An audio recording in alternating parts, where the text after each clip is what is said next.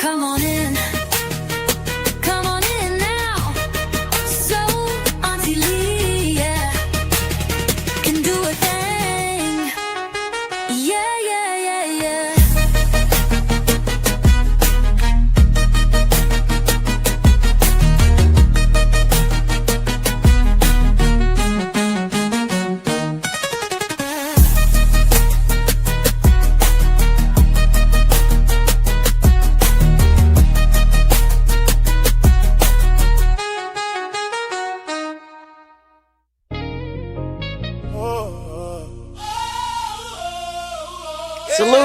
Salute. Welcome back to Kicking It with Auntie Leah. I got started just a little bit earlier today because I wanted to watch Nancy Grace's video. I'm just going to wait till other people come in. Give me a couple of minutes to let other people roll in. If you don't mind, if you can share the live. And if you can please like the live. We'll get started here in a minute or so. Mama cried when the sirens came. I'm just going to share the live real quick. Another young soul gone, another family change. We march for the truth, but the pain remains. Different faces, same story, just a different name. We grew up hearing freedom reign, but freedom feels different when you're fighting for everything. Working 2 jobs, still can't pay the bills. Salute everybody in the building. From the top. Hey, Yoka Mocha. Yo, Mocha. We just waiting on for other people to come in. More division, more hatred, less unity. They tell us be patient, wait our turn. But how many generations gotta live and learn? Oh, we've been knocked down. Salute everybody in the back. Can I get you guys to share the live and like the live? But there's a fire. Hey, Tasha. They can't control. I don't know why I don't see Tasha. Very deep within our soul. My people hold That's weird. Don't let this world convince you not to try. We're about to start here in just a minute. Just waiting on some other family members to come in. If you please hit the like button and share the live and we'll get started. Salute everybody. Some of y'all comments I can't see. Stop what we're fighting for. We are the voice, we are the light. All right. Together we'll keep up this fight. Thank you so much for being here. It's about 30 more seconds. System that won't advance. About 30 Schools in the front of more dreams put seconds. on I'm waiting hold. on the While other promises people to fade and come stories in. grow old. Mothers praying every night that the babies make it home all right. Fathers working till their hands are worn, trying to get their families a better morn. Still we rise when they expect us to fall. Thank you so much. Thank you guys so much for coming on back to Kicking It with Auntie Leah and the Truth Gang. You know what? I started to go live a little later today, but I wanted to watch a video with you guys, and it's on the recording. I think it's very important that we watch it. I always like to get Nancy Grace's opinion on some things, and so she put out a video in regards to the recording that we're going to talk about this evening. We also want to give a shout out to Jeanette, who is an actual audio professional, technique or analyzer, whatever you want to call her, who also did her version. Man, I don't care what TMZ is saying, they diabolical and they gaslighting us at this point. Let's get right into the Nancy Grace video. Let me cut the music down for you guys so we can really hear the video. Guys, let's talk about it.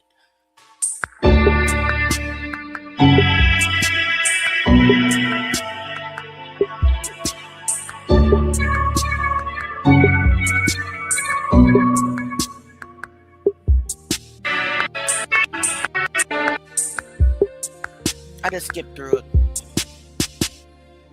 Breaking news tonight in the Nolan Wells investigation.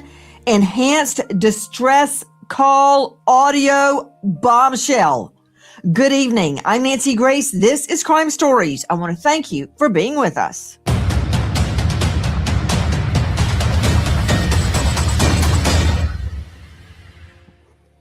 He was face down on the beach right at the water's edge. If he was sent face down, that also doesn't make sense to me. If he's face down, wouldn't blood pool just by nature of gravity this way? So right now we've got a lot of questions, but as the second doctor says, this is all still pending investigation. If this were your child, wouldn't you want to know what happened?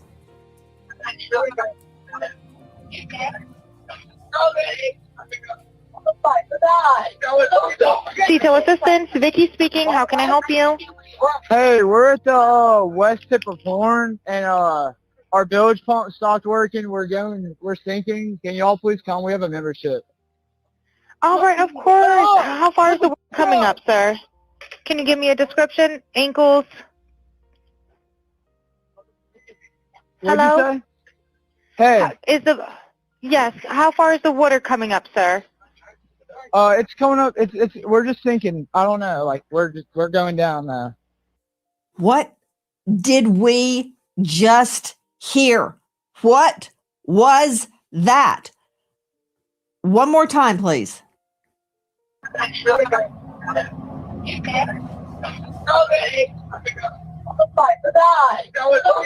Detail assistance, Vicky speaking. How can I help you? Hey, we're at the west tip of Horn, and our bilge pump stopped working. We're sinking. Can y'all please come? We have a membership. All right, of course. How far is the water coming up, sir? Can you give me a description? Ankles? What'd Hello? you say? Hey, Yes, how far is the water coming up, sir? it's coming up. We're just sinking. I don't know. Like we're going down now. Straight out to investigative reporter Crime Stories, Dave Mack. Did you just hear what I heard? Now, this has been transcribed, and this is the C-TOW dispatch call. Because, Dave, when I first heard this, I thought, has this been doctored? Is this real? Where's this coming from, Dave?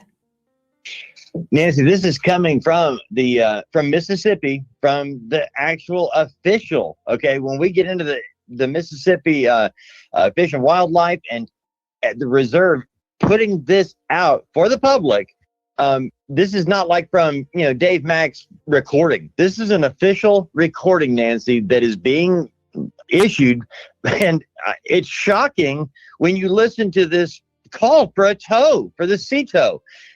Going further into it, Nancy, you're picking apart all of the different voices that can be heard on this one phone call, trying to determine what is really taking place on this boat that is allegedly sitting in 31 feet of water, a depth of 31 feet. And a bilge pump not working, claiming they're sinking, and calling for help. And yet, in the background, are we really hearing all of this other activity? Guys, this was released from the MDMR, the Mississippi Department of Marine Resources. Alexis Tereszchuk joining us out of LA, just joining us now, Crime Stories investigative reporter as well. Alexis, the transcription, I want you to listen to it, Alexis, as we play it again. This is obtained from the Mississippi Department of Marine Resources. It's not something we just found on TikTok. Listen.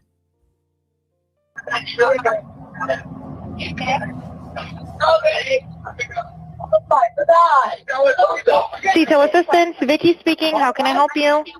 Hey, we're at the west tip of Horn, and our bilge pump stopped working. We're sinking. Can y'all please come? We have a membership.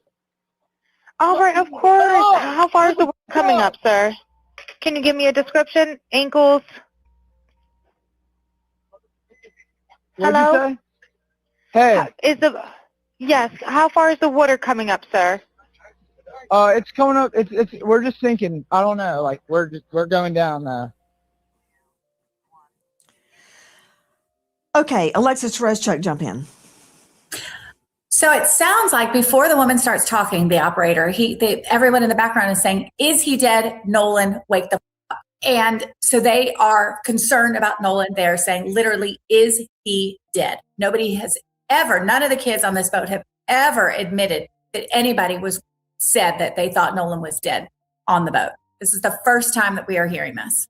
What is the chance that this has been doctored in some way, Alexis Tereszchuk? Because circulating on the internet was a scene where another young man was face down being attacked on the sand. That was not Nolan Wells. That's not Nolan Wells. Repeat. So there are bottom feeders that are fabricating evidence and circulating it, and it's whipping up all sorts of hostility. But regarding this, have you listened to it independently of any transcription? I have listened to it. I've listened to it over and over, and I've listened to the audio where it's only the sound of the boy calling in and not the operator's voice. So it takes a little bit of the distraction out, and you can just hear the voices, the one friend saying, "Is he dead?" And we are hearing somebody very worried. They're saying, "Is he dead?" Somebody, you think you might have heard them say Nolan right before that. Somebody then says, "Oh my God." So the thing is, there have been a lot of false videos. People have said there was a video where Nolan was screaming, saying, "Give me my phone back." His friend says, "No, that's me in the video." There have been tons of AI generated videos and images and things, but this is the official audio from the organization. Okay, let's hear the audio to which you are referring. Listen.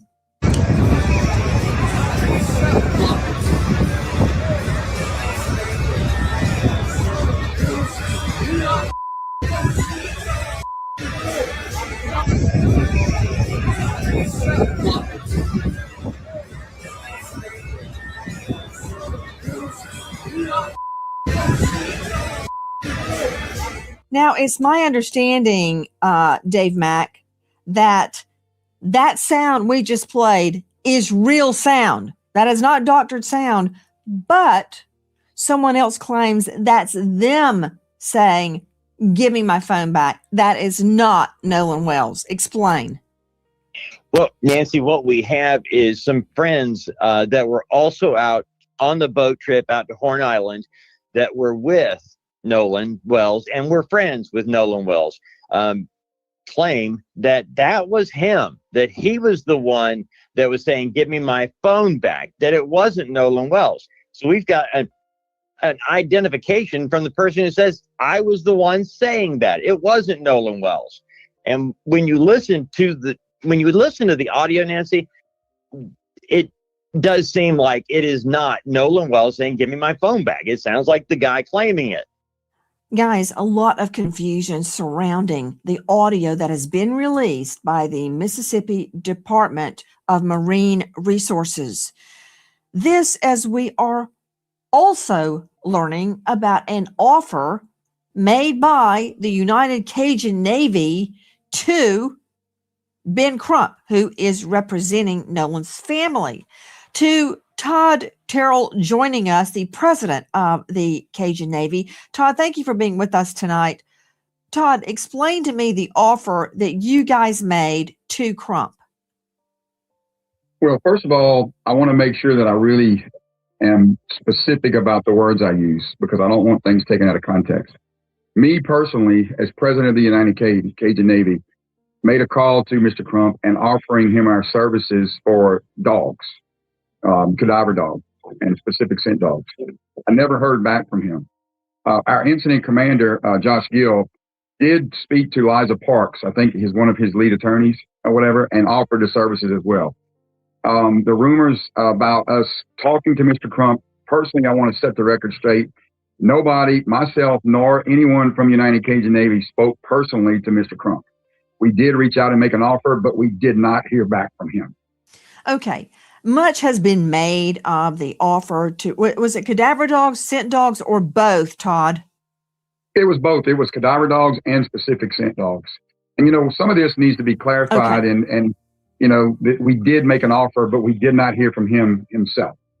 Gotcha. There's a lot of people on the team. So who is it that you said you guys contacted or spoke with? Liza Park. And we have a phone record. Our guy, Josh Gill, my incident commander, on the 13th, left her a message. And on the 14th, they reached out to her.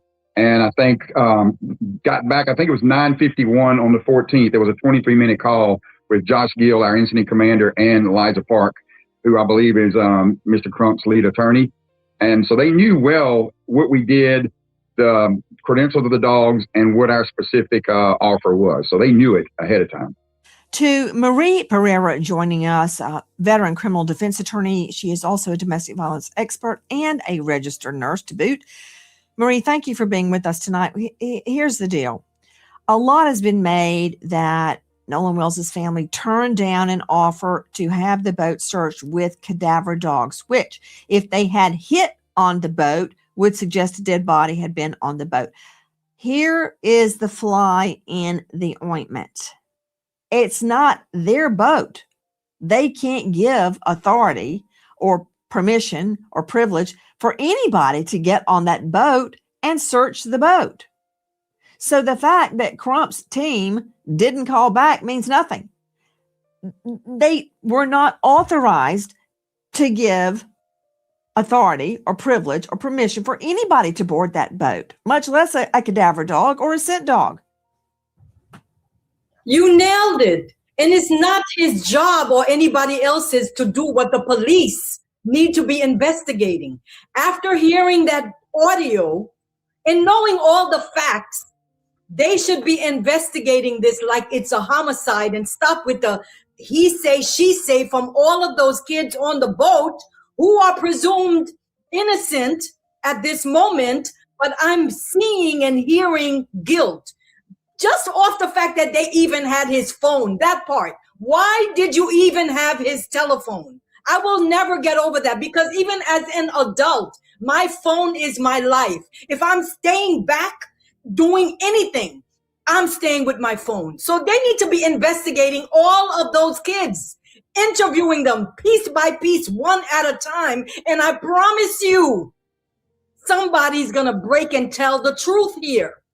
Joining me is Marie Pereira. You know, in any criminal investigation, the first thing you do is get all the parties, all of them, and you separate them and you question them separately. You give them a waiver of their rights. They read it, they sign it, you read it out loud to them, you get all this on video, and you ask each one separately what happened before they have a chance to get together and talk. I'm not saying the friends are guilty. I'm not saying they're innocent. What I am saying is that would have been proper police procedure. For all we know, it did happen. It doesn't sound like it happened, but for all we know, it may have happened. The next thing you do is you ask them, would they willingly take a polygraph? Now, you and I, Marie Pereira, know that in a criminal case, polygraphs are not allowed into evidence unless they are stipulated, agreed to before the polygraph is taken. It's the only way they come in. Now, in civil cases, they're allowed in. Think of O.J. Simpson. Didn't come in the criminal case, did come in the civil case, and P.S., he flunked it. That said, that's what you do. You separate them, you talk to them, you record it, you get their waiver of rights, you read their rights out loud on video, then you talk to them. Not hard. Next thing, you bring cadaver dogs and scent dogs on that boat. Now, scent dogs are going to hit on the boat anyway because they state Nolan was on the boat. So they're going to pick up Nolan's scent on that boat. Cadaver dog, whole nother story. And another thing, I would get a search warrant for it. You may not need a search warrant because a moving vehicle, as you know, Marie Pereira, under U.S. v. Carroll, that was the case that goes all the way back to moonshine days, bootleggers. If it's exigent circumstances, in other words, the evidence could leave. In that case, it was a car that was weighted down in the back. And the prohibitionists thought there was moonshine in it, and there was, and they stopped the car because the evidence would have been gotten rid of. Same thing with the boat. You may not even need a search warrant, but you could get one. That said, that should have been done day one. To Todd Terrell, President Cajun Navy, you guys have at your access scent dogs and cadaver dogs. Do you believe, Todd, that any evidence of a body on that boat would still be detectable, even now?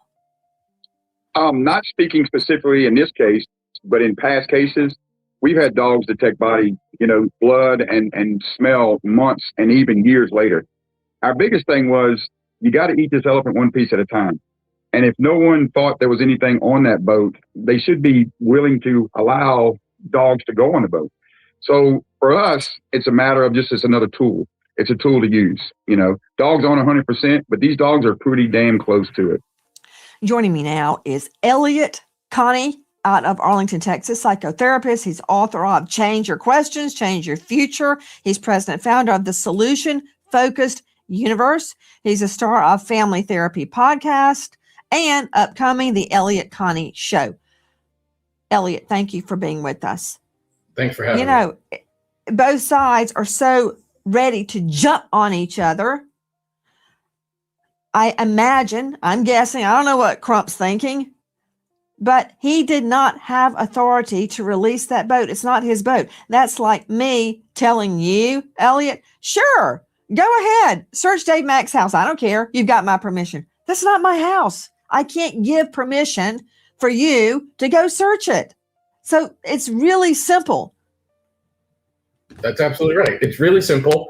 I don't really understand so much of this. Like, people are, like you said, they're one side is going after the other instead of just accepting really logical things like the point that you're making here.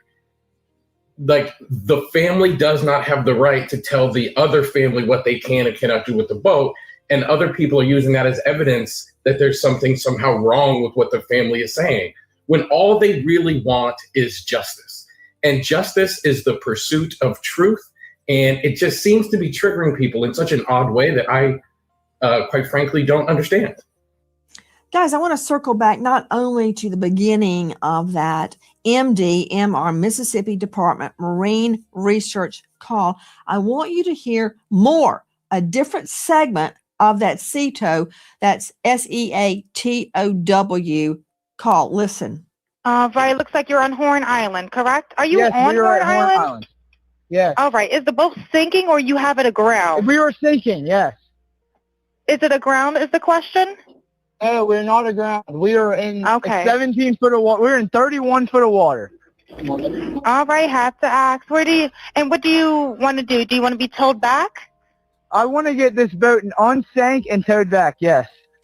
All right, where would you like it towed to, sir? You can tow it to Ocean Springs Harbor or Fort Bayou Lawn. You know, it just struck me. He's got reception. Why is everybody saying you can't make calls and you can't take pictures because there's no reception? He's out in the middle of the water at those coordinates and he's got reception. Remember that? Remember that, Alexis Tereszczuk, Crime Stories investigative reporter? We were told at the beginning that items were not deleted off Nolan Wells' phone, but he wasn't posting because there wasn't reception. But they're out in the middle of the water and they've got reception. They do. He has really good reception, and you can hear it clearly throughout this call. But the stories maybe have changed a few times. First, it was he didn't have any reception. The other was, nobody took their phones on the island because you had to wade through some water to get to it. And they even said, this is salt water, not fresh water, as if that matters to your phone when you drop it into it. But there are videos from the island. There are even some of his friends are in videos from the island. So people clearly had their phone. And the other friend was arguing when we're talking about the videos that people worry about that have said that it was him. His friend was seen in the video screaming, "Give me back my phone." The phones were there. Other kids had their phones. Okay. But before I discount claims that Nolan did not have reception, I don't know what carrier he had. Maybe he didn't have reception. My point is, why everybody's screaming to shut this investigation down, I don't know, because these are very rudimentary facts that we don't have the answers to. He is talking about the boat taking on water. We are sinking. Come and get us. I want this boat unsank and towed back. But interesting, we learn that very boat took multiple trips later that very same night. So first, at 9:56 a.m., the boat leaves the original dock. It arrives at Horn Island at 11:14. So at around 4 o'clock, there is a call to the Coast Guard about the boat. NBC News got a hold of it. We're sinking. Can y'all please come? And is everybody on board in good health otherwise? Yeah, everybody's on board. Everybody's on board. So does that mean Nolan is on there? Who was on that boat? At 4:31, the boat leaves Horn Island and it is towed approximately 3 miles, and then the tow ends. So after 3 miles, they go back to the original dock, okay? They arrive at 5:44 p.m. So it looks like this is where Horn Island is, and this is where the original dock is that I am referring to. I looked it up, and El Camino Real Road is in Gulf Hills, Mississippi, which is right above Ocean Springs. So I'm wondering if this is the house where they got the phone. Now, the boat travels to Fort Bayou. At 6:06, the boat returns to the original dock. Then, from the original dock, the boat goes back to Fort Bayou, and then they go to the boat launch, and it is put onto the trailer and moved by the vehicle. Did they drop people off at the original dock, travel to Fort Bayou, pick somebody up, and go back to that original dock? And then from there, why was there an hour and 13-minute time gap? This boat was sinking hours before, and then they're just having it docked for an hour and 13 minutes. You would think they'd want to get that boat out of the water ASAP. That's from the Real TikTok Detective and from NBC. So it doesn't sound to me, Dave Mack, that the boat was sinking, because they're going all over in the boat. So if the boat's not sinking, why the sea tow call? Why the distress call? Yes, Nancy, the one thing you have to remember on that first sea tow call, you hear them saying, we're in 30 feet of water, we're sinking, we need to be unsank and towed. But if you follow along with that communication, the sea tow company reaches out to a local captain nearby and says, hey, we've got a boat, can you go take a look? And the captain nearest to the boat says, hey, I just got a call from the owner of that boat. He says they've resolved the problem and don't need us anymore. So, and this happened during the course of 10 minutes, Nancy. So they're calling for help and then not calling for help. So something was definitely going on with this Triton 21-footer that they cannot explain. Hi, guys. American homeowners. Home equity today. That's home. Use the link. Truth about the claim the boat was sinking, because it sure as heck doesn't look like it was. So why the sea tow call? That leads me back to the original sound from the Mississippi Department of Marine Resources. With me now is Todd Shipley, digital expert. Todd, listen to this.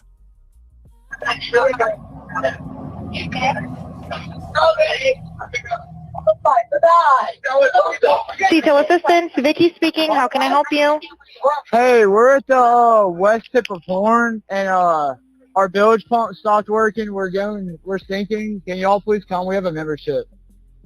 All right, of course. How far is the water coming up, sir? Can you give me a description? Ankles? What'd Hello? you say? Hey. Yes. How far is the water coming up, sir? It's coming up. We're just sinking. I don't know. Like we're going down now.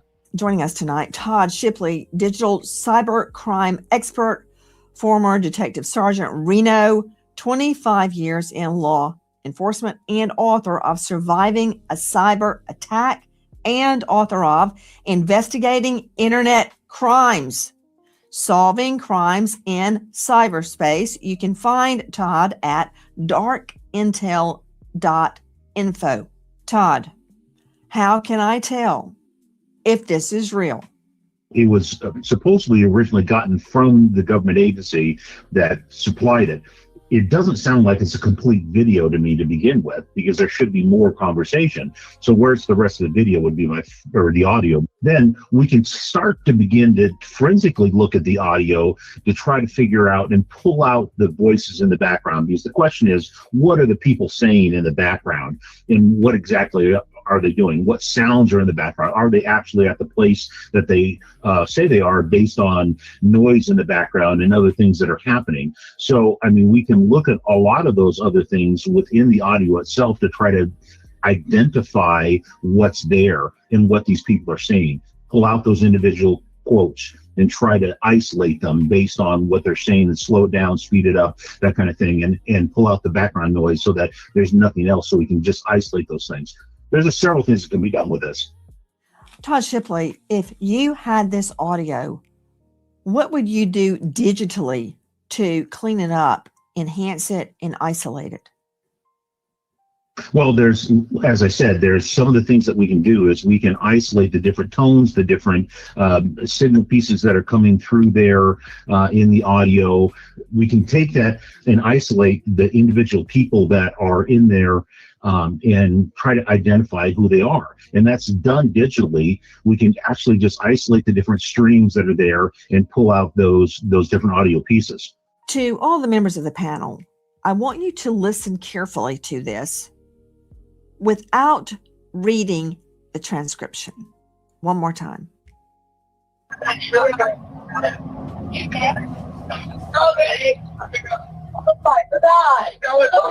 Detail assistance, Vicky speaking. How can I help you? Hey, we're at the west tip of Horn, and our bilge pump stopped working. We're sinking. Can y'all please come? We have a membership. All right, of course. How far is the water coming up, sir? Can you give me a description? Ankles? What'd Hello? you say? Hey. Yes. How far is the water coming up, sir? It's coming up. We're just sinking. I don't know. Like we're going down now. Todd Shipley, the words, a man saying, "Wake the F up." I can discern that without reading it on the transcript. Where you hear someone say, OMG, I can make that out. I can make out what I think is don't die. They're screaming. What can you make out of this? Because if this is real, this changes the course of the investigation, Todd Shipley. Well, it definitely does, and those are the things that we want to focus on. So we would look at adjusting the gain, taking out the static noise. We use tools to filter out different parts of the speech so that we can isolate that's being said and try to adjust it and make it more understandable. So there's editing techniques that we can use to try to figure out exactly what's being said, because that items in the foreground of the audio being the two people speaking on the phone are what we want to remove. We want to get to those other conversations in the background and try to isolate those by reducing the static that's there and adjusting the gain higher so we can understand what's being said better. I don't quite get it. To Elliot Connie, psychotherapist and author, if items have been doctored, like the pictures I was describing earlier, where a young man was face down on the beach getting beaten by a group of guys, it's not Nolan. I'm not sure the incentive for pouring gas on the flame, but we have to listen to this and we have to try and discern the truth. Yeah, I think that's true. And I share your confusion. Like, people want to believe that this was an accidental drowning, to the point where anybody asking any questions is experiencing massive amounts of hate online, including Nolan's mother and family and father.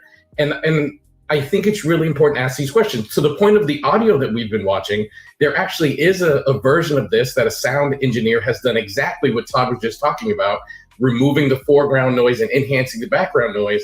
And you can clearly hear them saying things like, wake the F up, Nolan. And the very one thing that you can clearly hear in all of these versions is them screaming Nolan, which, to your point, would turn this investigation in a very different direction just by knowing that Nolan was on that boat.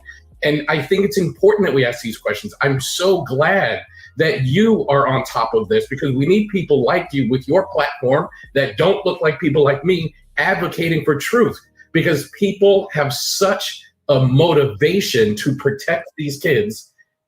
And I don't fully understand it when the motivation should be pursuing justice and truth.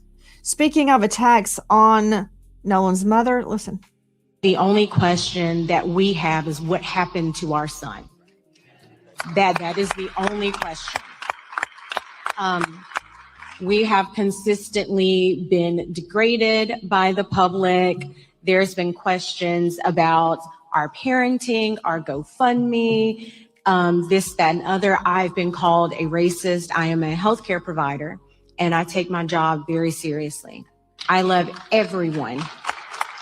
Not only is Nolan's family getting death threats, reportedly, but so are the so-called friends that were on the boat. Well, I mean, with everything going on social media right now, with people saying the crazy things that they're saying, I would never want to take the attention off of Nolan and his family. They don't deserve that. And, you know, for own personal reasons, I mean, I've gotten thousands of death threats. My family's got thousands of death threats. I couldn't bring myself to go because, you know, I got to put my own safety first. And even if that means, you know, missing my friend's funeral, I mean, it's horrible. And I wish I could have been there, but, you know, that's what's been going on, you know. That is from the Officer Tatum show. Not only that, apparently law enforcement is getting threatened. Our community is grieving the tremendous loss of Nolan Wells, who is loved and treasured by everyone. Nolan's family deserves answers, and our community deserves answers. Every death in the county, except those of natural causes and non-criminal car wrecks, are presented to your grand jury. Many people don't know that. We have handled death investigations in this manner my entire career. Nolan's case is being handled the same way, with the same care and the same commitment to the truth that we handle all death investigations. I understand the public's urgency to know what happened to Nolan, but we are not taking time for time's sake. We are taking the time required to complete the work this investigation demands. Since Nolan was reported missing, local, state, and federal law enforcement agencies have worked around the clock investigating what happened to him. Hi guys, Nancy Grace here. Please join us on Crime Stories and stream it, bring it, and source trials with us. Crime, see you there. And every credible lead must be followed to its conclusion.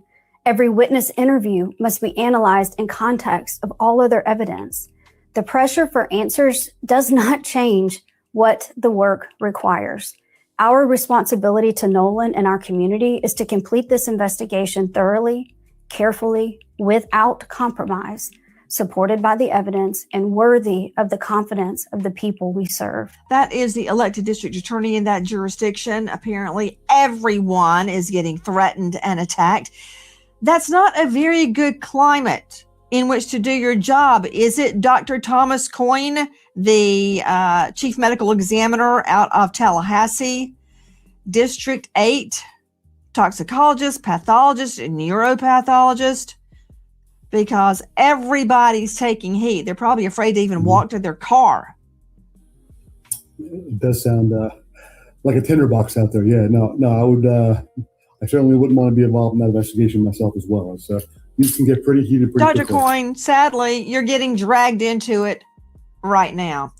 Dr. Coyne, I need to talk to you about the body. And I'm going to circle back, everybody, to the Katie, the mystery Katie girl on Horn Island. Her sister spoke out on her behalf. Okay, and there's a problem with that, too. There is a discrepancy with that. But before I get to that, Dr. Thomas Coyne, thank you for being with us tonight. And yes, repeat, we're dragging you into it. Dr. Coyne, I understand why Nolan Wells's lungs were removed from his body and that the second examiner did not have them. He cannot complete his independent autopsy because he can't look at the lungs. I'm sure the doctor is looking at the lungs in Mississippi because they think he drowned. But why the throat? Why has the initial medical examiner kept the throat? Well, I'll say anytime that you investigate a drowning, it's considered to be a diagnosis of exclusion, right? So you have to figure out why a person went into the water in the first place and why they couldn't get out. And let's assume, in this case, there was trauma that happened to a person, or something that prevented him from getting out of the water. Well, if there was, let's say, a battery or a fight that occurred perhaps with injury to him and to his person, if a person, let's say, was maybe strangled or there was injury to the neck, if a person's been in the body of water for several days, especially floating face down, there's probably going to be some considerable decomposition. And one of the ways that we determine if there's trauma to the neck or if there's been, like, say, strangulation, is if there are hemorrhage in the neck muscles surrounding the airway, and if there's fractures to the cartilage and bones that are within the neck. But if there's some considerable decomposition, the blood that's within the major neck vessels can begin to leak out into the surrounding muscles and make it very difficult for you to differentiate actual hemorrhage from artifact of decomposition. So what they may be doing is preserving the neck itself to digest away all of those tissues, to really examine the bones, the highway bone, and the tracheal cartilage to get a better idea of whether or not there's any trauma or fracturing to those structures. That's the only thing I can think of that why you would want to keep those particular structures. Understand that there's no significant or no specific finding at autopsy that allows you to diagnose drowning, even the lungs. So the lungs may have evidence of, fresh water or salt water, looking under the microscope, but you can't tell whether that was active or passive movement of water into the lungs, if this was a body that was thrown into the water after death or a person who actively drowned. And so I don't know why they're saving the lungs, but the neck structures, I can make the argument that they're trying to get a better look at the neck cartilage as well as the bone, the highway bone in the neck. So, Dr. Coyne, that was a lot.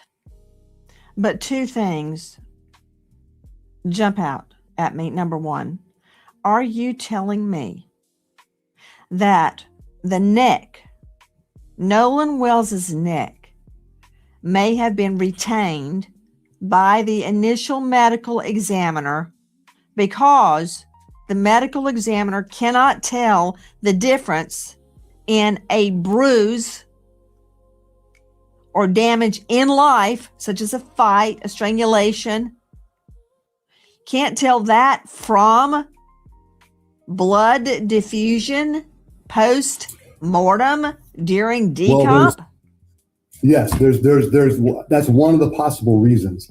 Your neck muscles have a lot of what's called myoglobin, red proteins that are present within the tissue. You have the blood that's within the jugular and carotid arteries that are along those muscles in your neck. Decomposition can discolor everything red, can allow movement of blood into tissue.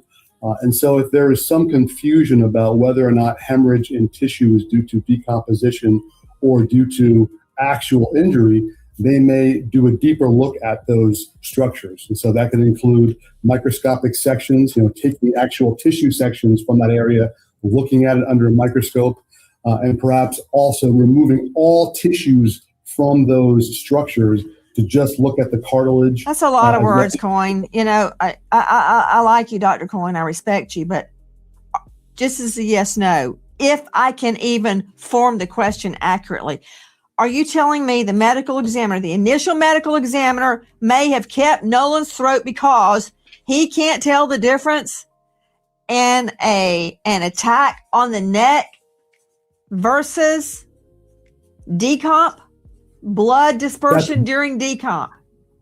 If there was significant decomposition, that may be one of the reasons. I've never. All right. So I'm taking that. Yes, that could be it. So yes, absolutely. I can't think of any other reason.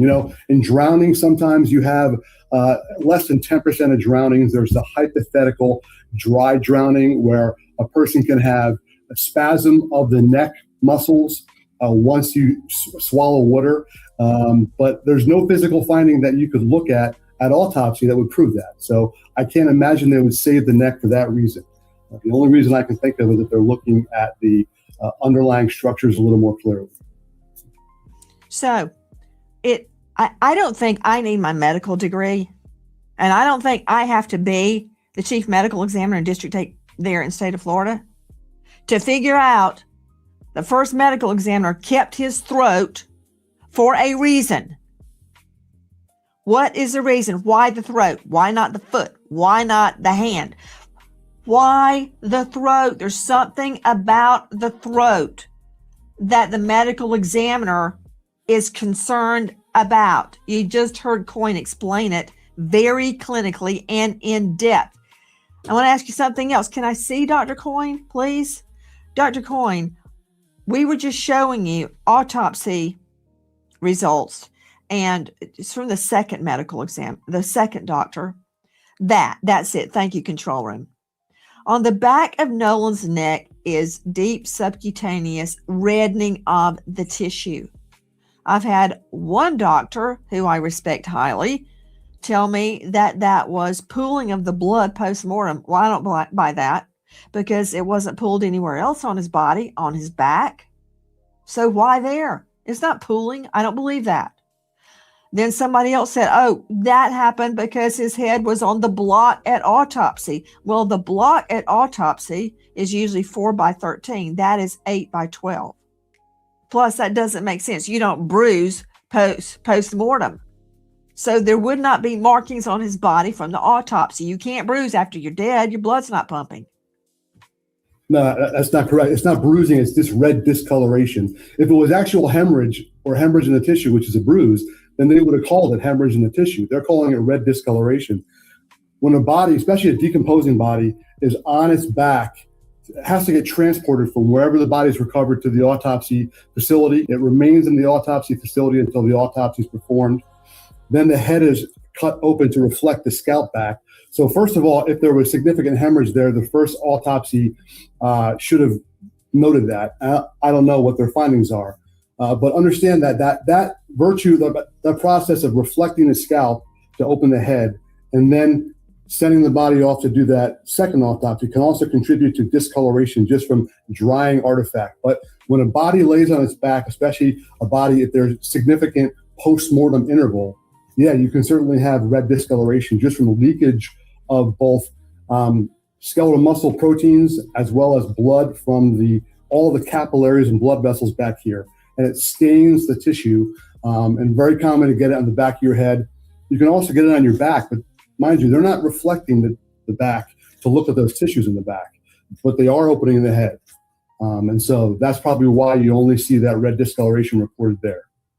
I believe you're saying, I'm trying to interpret this from a layperson's point of view, that out of his whole body, he had blood settling on the back of his head at his occipital.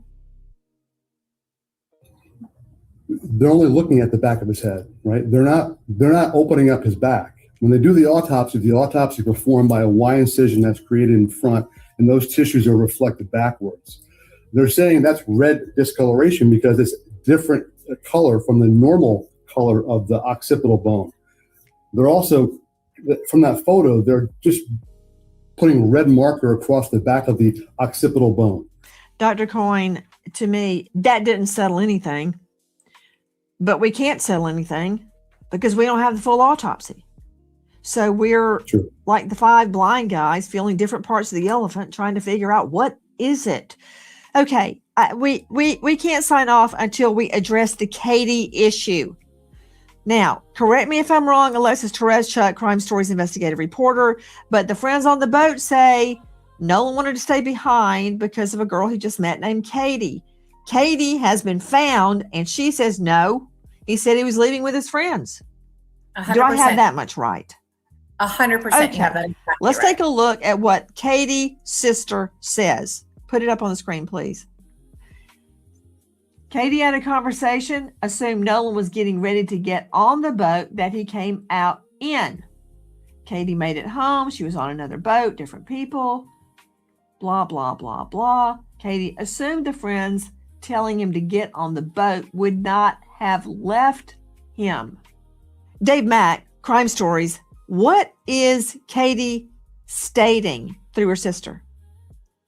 She is saying that Nolan did not stay with her on Horn Island, that she thought he was going back with the same people he came with. And by the way, got to add this, Nancy. Katie McCormick has been working with investigators, has been fully cooperative with them, the Wells family, and she says flat out that he did not stay with her. He went back. Hi guys, listening to low if find $1 pay off to pay off what you get to 8 at call it findings are. If you know or think you know anything about this case, dial 228-769-3063. 228-769-3063. There is a $125,000 reward for information leading to the truth of Nolan Wells' death. We remember American hero Corporal Albert Gomez, White Settlement PD, Texas. Okay. Passed away in the line All of duty. right, guys. So what do you all think? What do you all think? Let me turn this down so we can talk about it, because Nancy made some great points. She has some great experts on her live or her video or whatever you want to call it. I kind of think that the doctor is not taking in really what's really going on. So he's throwing some deflecting things on out there. But overall, I think that Nancy did a great job in digging in the phone call and taking us through the timeline and the stops of the boat and things of that nature. What do you all think? The next video that I want to look at is actually we had a professional audio enhancer actually enhance the video audio, and I know that a lot of people have already listened to it, but I want to bring it up so we can listen to it together, because we clearly, I don't know why TMZ is trying to gaslight the world right now, but we clearly hear what we heard. We clearly heard them say check his chest. We heard Bart. We heard them call Nolan's name. We heard them ask if he was dead. We heard all of that. Now, TMZ first agreed that they also heard some of those things, and then they later backtracked. So we'll get into that as well. So let me bring up the call that I want to listen to. And this is the professional video engineer. And what I appreciate about her is she clearly didn't use AI to enhance the video. And she actually goes through her process and she explains everything that she did. And she definitely tells us not to take her word for it. So let me take a few seconds and turn down the music so that you guys can hear it for yourself. Let's see what you guys think.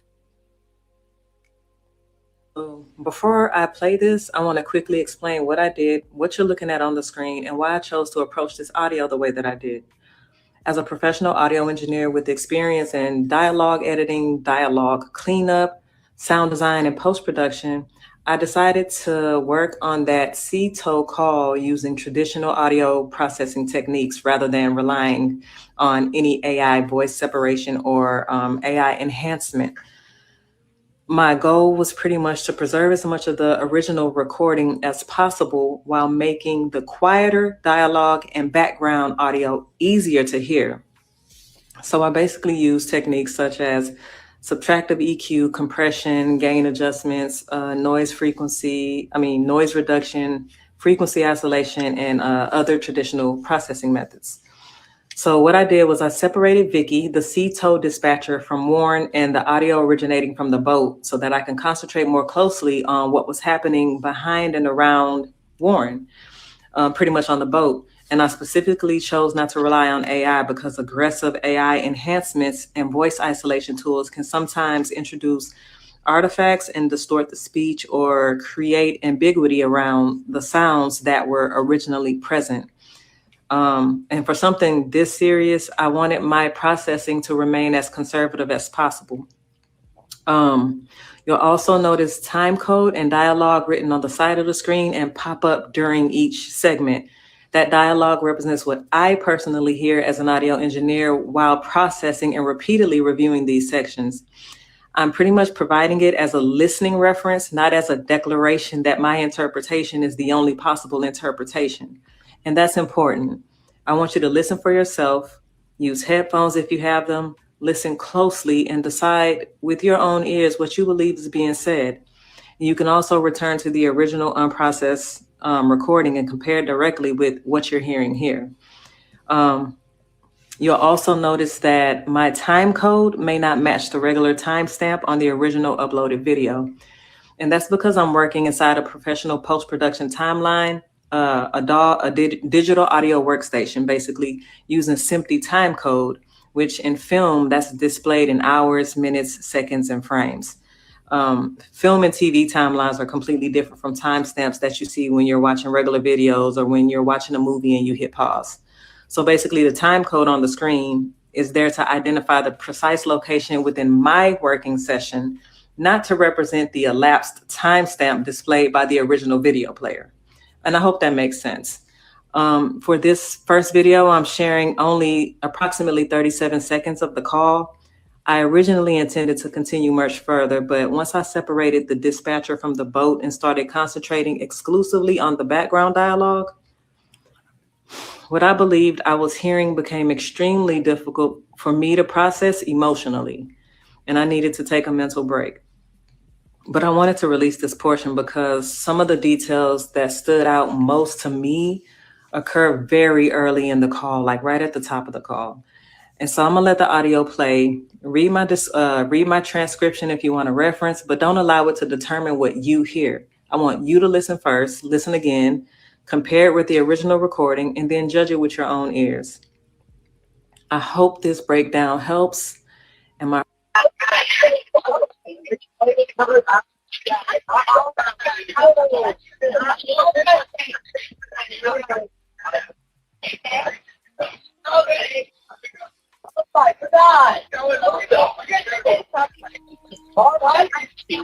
Hey, we're at the west tip of Horn, and our bilge pump stopped working. We're sinking. Can y'all please come? We have a membership. Shut up! Shut the fuck up!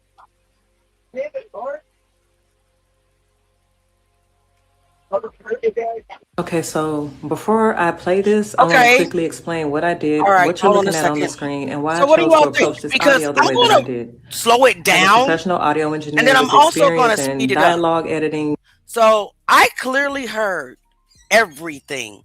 So the first thing that I'm going to do is I'm going to slow it down. And this time, look at the words, her interpretation on the screen. She'll kind of tell you what she is hearing. And I am hearing also the same thing as well. So let's slow it down. I slowed it down to half speed. And let's play it again. Okay, so before I play this, speed it up to the actual call only. On the dispatcher break. Breakdown helps. And my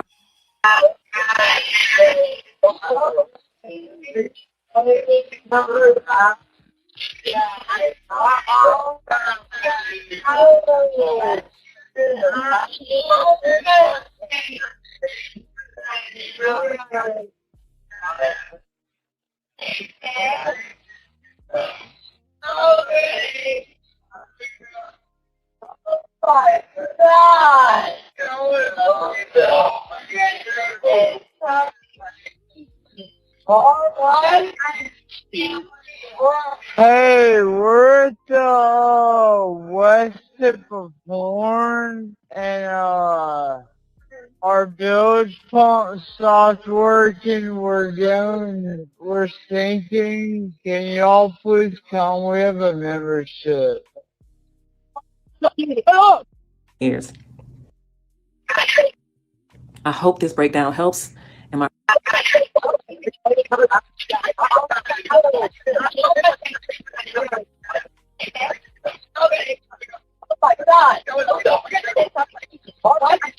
Hey, we're at the west tip of Horn, and our bilge pump stopped working. We're sinking. Can y'all please come? We have a membership. Shut the fuck up!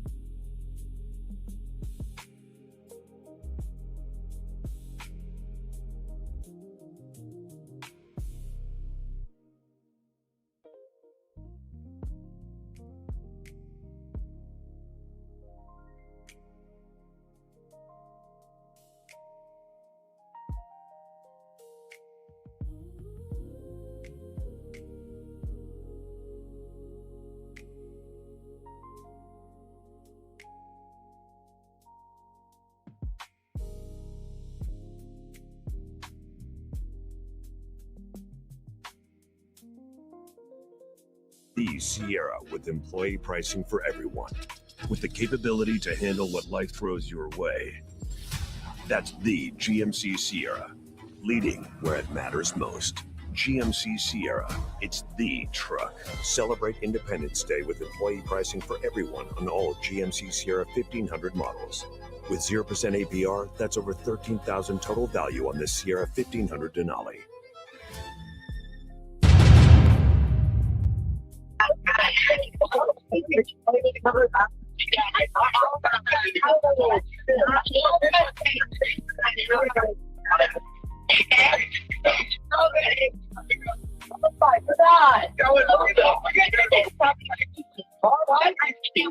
Hey, we're at the west tip of Horn, and our bilge pump stopped working. We're sinking. Can y'all please come? We have a membership. Oh, shut the fuck up! Damn it, Bart. What'd you say? Hey. It's coming up. We're just sinking. I don't know. Like we're going down. I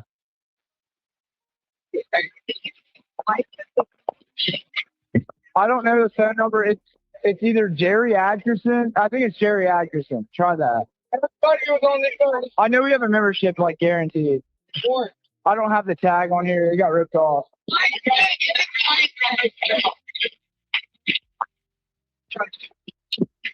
Reach me at 2.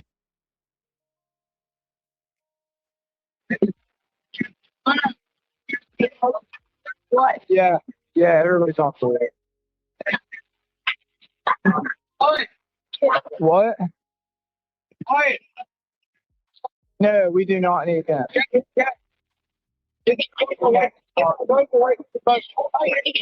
Let me go look. Will,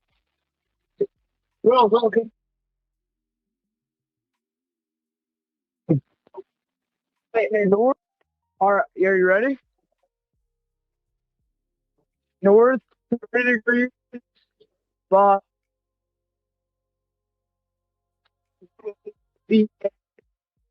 46.72.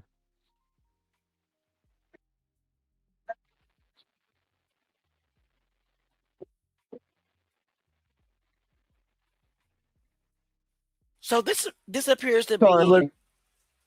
only. What do I need to send you? Yeah, what?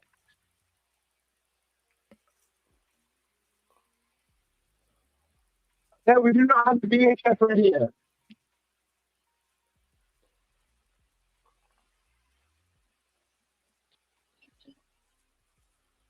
Okay, my coordinates are 30 degrees by 14.684 north, and then west by 88 degrees by 46.79.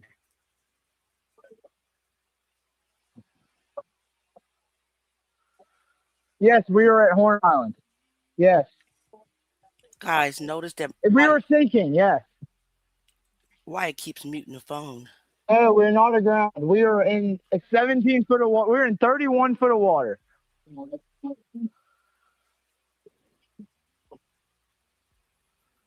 I want to get this boat unsank and towed back, yes. You can tow it to Ocean Springs Harbor, or Fort Bayou launch.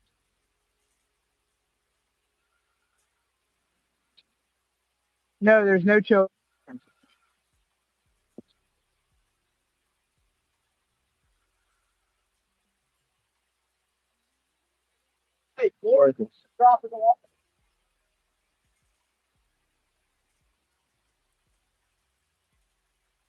Hey, jump in and pull the plug, Bart, while you're going.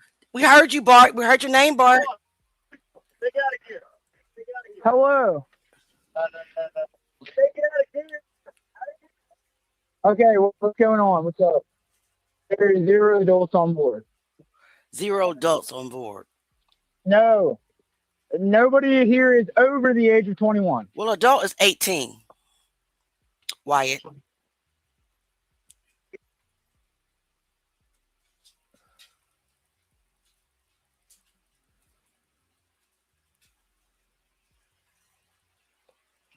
Hello?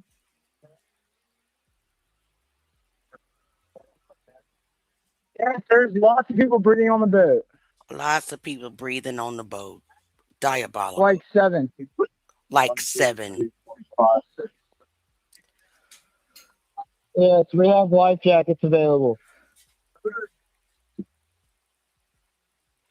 A Triton, 22-foot offshore, 20. This guy said there is like 7. We got lots of people breathing on the boat. There's nobody on here over the age of 21. You're considered an adult at 18, right? Right. That wasn't the question. He said like 7. How do you not know how many people that are on the boat? And there's lots of people breathing.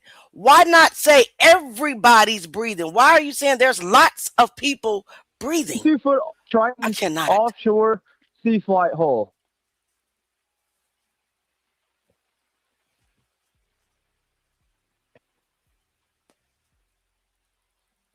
Okay, thank you. Guys, this is correct. This is crazy. I have no words. There are lots of people on the boat. There are nobody on the boat that is over the age 21. There's like 7 people. I don't know, like 7. Well, how far is the water coming up? I don't know. We're just sinking. We're just sinking fast. Come on. If they don't lock these up, y'all know I want to cuss, but I don't want to cuss. Let's get into John Lennon's. He had TMZ because TMZ know they messed up when they released that recording, not realizing that there will be some professionals that were able to separate the sound and do their thing. Shout out to Jeanette. Her name is Jeanette Brantley. She did her big one when she did that audio, y'all. I believe that it's gonna break the case wide open. But TMZ is backtracking, trying to take stuff back. So let's get into that real quick. Let me get this off of here so I can pull up the right one. Get this off of here. Just give me a moment, guys. I'm choosing the right window. And thank you for everybody who decided to stick around. I got 516 people in the building. Can we please get each and every one of you to please hit the like button while we listen to TMZ lie their ass off? And that's what they're about to do. Do-rags. Woo! Sparked a little debate here on the show. So we'll be talking about that. I don't know if we'll talk about it today, but let me know what you think in the comments if you guys want to talk about it. But if you want to have a discussion, welcome to the show. I want to talk about this new audio that is out there from, there's an audio person who has enhanced this audio, and everyone is up in a stir about it. And so we want to see, her name is Janetta Brantley, and she isolated the video. She's explaining how she isolated it. And then we're going to bring in some folks to discuss it. Our very own correspondent, Daniel Grimes. And then we're going to bring in Charles Lataboudiere from TMZ to talk about it. Okay. So here she is in her own words explaining it. And then you're going to hear the audio. Okay, so before I play this, I want to quickly explain what I did, what you're looking at on the screen, and why I chose to approach this audio the way that I did. As a professional audio engineer with experience in dialogue editing, dialogue cleanup, sound design, and post-production, I decided to work on that CTO call using traditional audio processing techniques rather than relying on any AI voice separation or AI enhancement. My goal was pretty much to preserve as much of the original recording as possible while making the quieter dialogue and background audio easier to hear. So I basically used techniques such as subtractive EQ, compression, gain adjustments, noise reduction, frequency isolation, and other traditional processing methods. So what I did was I separated Vicky, the CTO dispatcher, from Warren and the audio originating from the boat so that I can concentrate more closely on what was happening behind and around Warren, pretty much on the boat. And I specifically chose not to rely on AI because aggressive AI enhancements and voice isolation tools can sometimes introduce artifacts and distort the speech or create ambiguity around the sounds that were originally present. And for something this serious, I wanted my processing to remain as conservative as possible. You'll also notice time code and dialogue written on the side of the screen and pop up during each segment. That dialogue represents what I personally hear as an audio engineer while processing and repeatedly reviewing these sections. I'm pretty much providing it as a listening reference, not as a declaration that my interpretation is the only possible interpretation. And that's important. I want you to listen for yourself, use headphones if you have them, listen closely and decide with your own ears what you believe is being said. You can also return to the original unprocessed recording and compare directly with what you're hearing here. You'll also notice that my time code may not match the regular timestamp on the original uploaded video. And that's because I'm working inside a professional post-production timeline, a digital audio workstation, basically using SMPTE time code, which in film, that's displayed in hours, minutes, seconds, and frames. Film and TV timelines are completely different from timestamps that you see when you're watching regular videos or when you're watching a movie and you hit pause. So basically the time code on the screen is there to identify the precise location within my working session, not to represent the elapsed timestamp displayed by the original video player. And I hope that makes sense. For this first video, I'm sharing only approximately 37 seconds of the call. I originally intended to continue much further, but once I separated the dispatcher from the boat and started concentrating exclusively on the background dialogue, what I believed I was hearing became extremely difficult for me to process emotionally, and I needed to take a mental break. But I wanted to release this portion because some of the details that stood out most to me occur very early in the call, like right at the top of the call.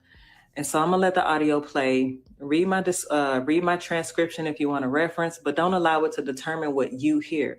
I want you to listen first, listen again, compare it with the original recording, and then judge it with your own ears. I hope this breakdown helps. And my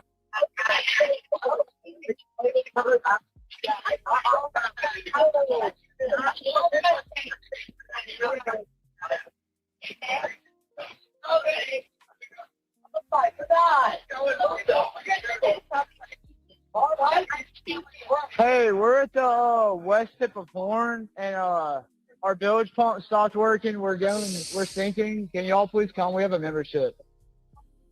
Hey, up! Shut the fuck up!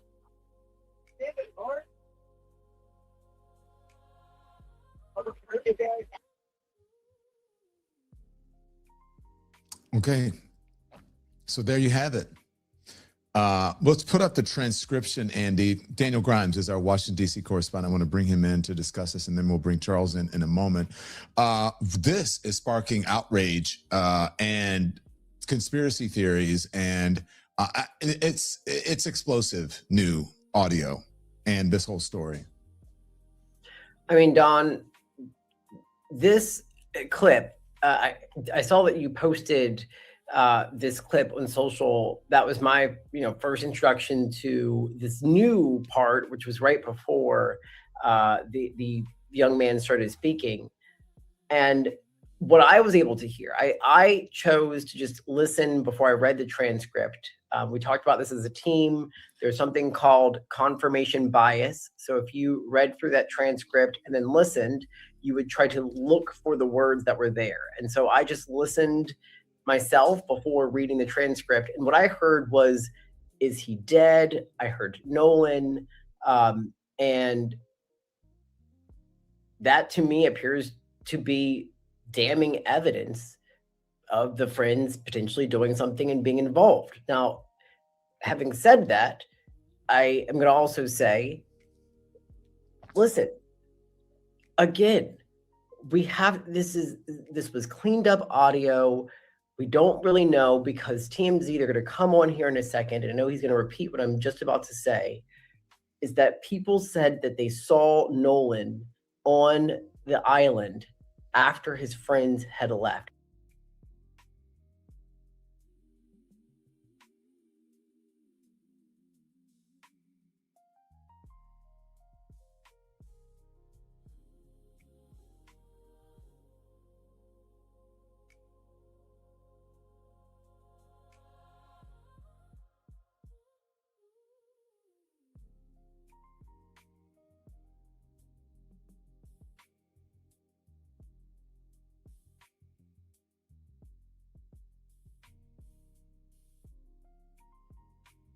And if that is true, again, we don't know if that's true. If that's true, that would refute everything that this audio says, because again, his friends left. So he's allegedly seen alive by people hours later.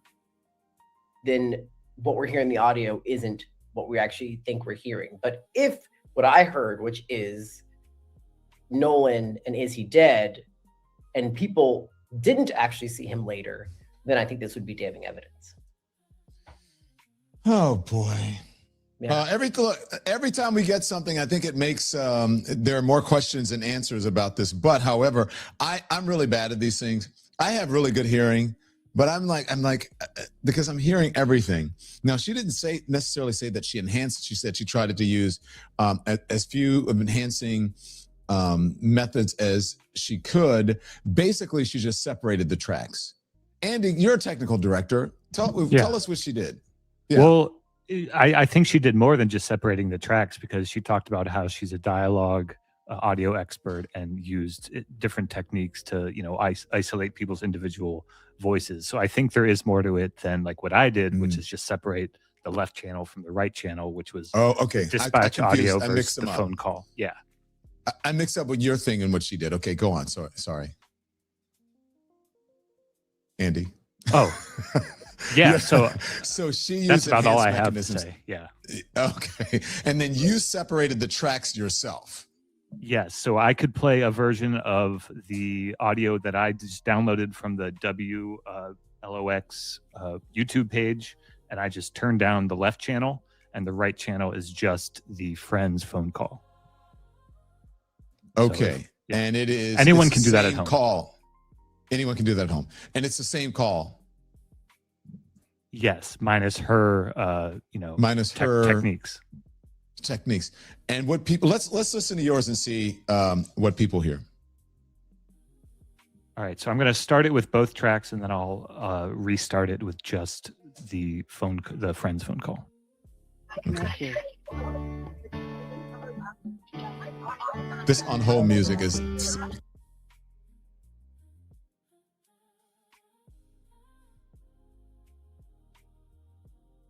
So, guys, I want you to pay attention to this, because this is what TMZ muted out, the hold music. So, the beginning of the conversation, the guys that were talking did not know that it was being recorded. So, yeah, they were screaming, "Nolan, wake the F up," or "Is he dead? Can we cover it up?" Because of the hold music. They had no idea that that phone call was recording.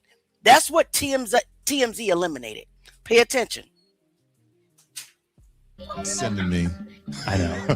Okay, so now I'll redo it minus the left channel, and we'll just hear the friends.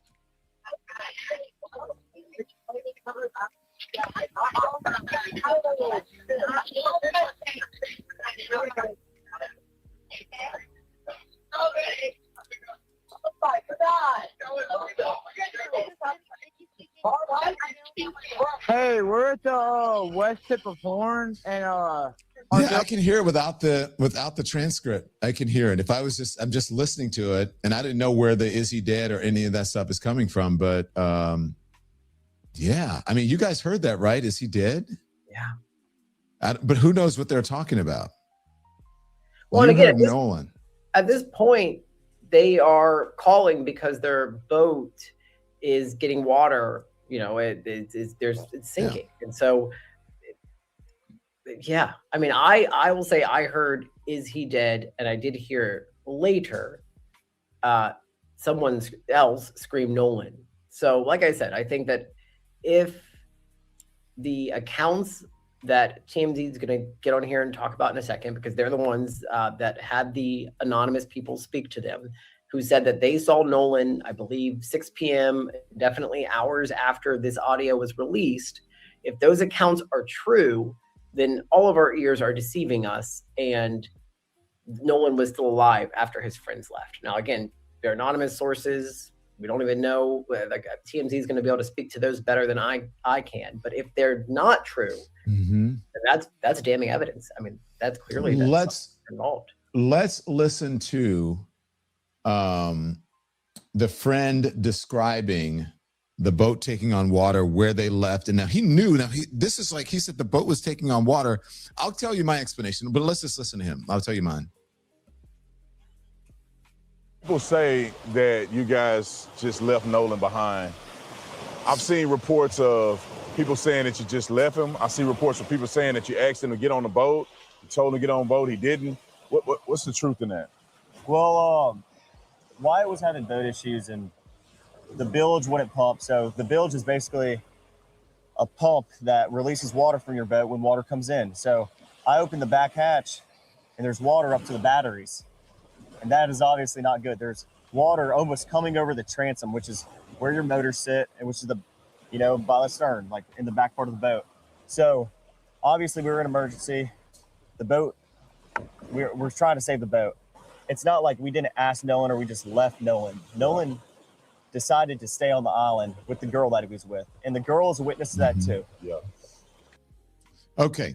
So the thing is that the girl is saying no, but there are new folks who are saying, yes, he was there later. You had this new audio. And then the thing, look, I have my theory, but let's talk to Charles first before. Daniel, stand by. We're going to talk to Charles Lataboudier from TMZ. Charles, thank you for joining. You guys you spoke to the people, some folks who are saying that they saw him there after that. And then, of course, you guys also had the audio. First of all, what do you think of this audio? Are you hearing what she has here? I listened to this audio probably 25 times this morning. I listened to it without earbuds. I did it with earbuds. I cranked up the speakers on my desk and slowed it down every which way. There are very few things that are very clear on it. To me, what's clear, someone yells, "Shut the bleep up." It's also very clear when someone says, "Oh my God." The two critical parts, or there were three critical parts. Is he dead? And someone actually saying Nolan, and then the other part being when someone says something about his chest, about checking his chest. Those three things were not nearly as clear to me. They just never were clear. And I think what's happening is that people are having confirmation bias. That if you just listen to it without any words on a screen, without any caption. Guys, pay attention. They are really TMZ, and along with others, are really trying to gaslight us and tell us we're not hearing what we're hearing. I heard Nolan's name more than once. I heard check his chest. I heard, is he dead? I heard, can it be covered up? I heard that. And nobody on this earth is going to be able to tell me any different. This is sick because they sent a black man out to try to gaslight us.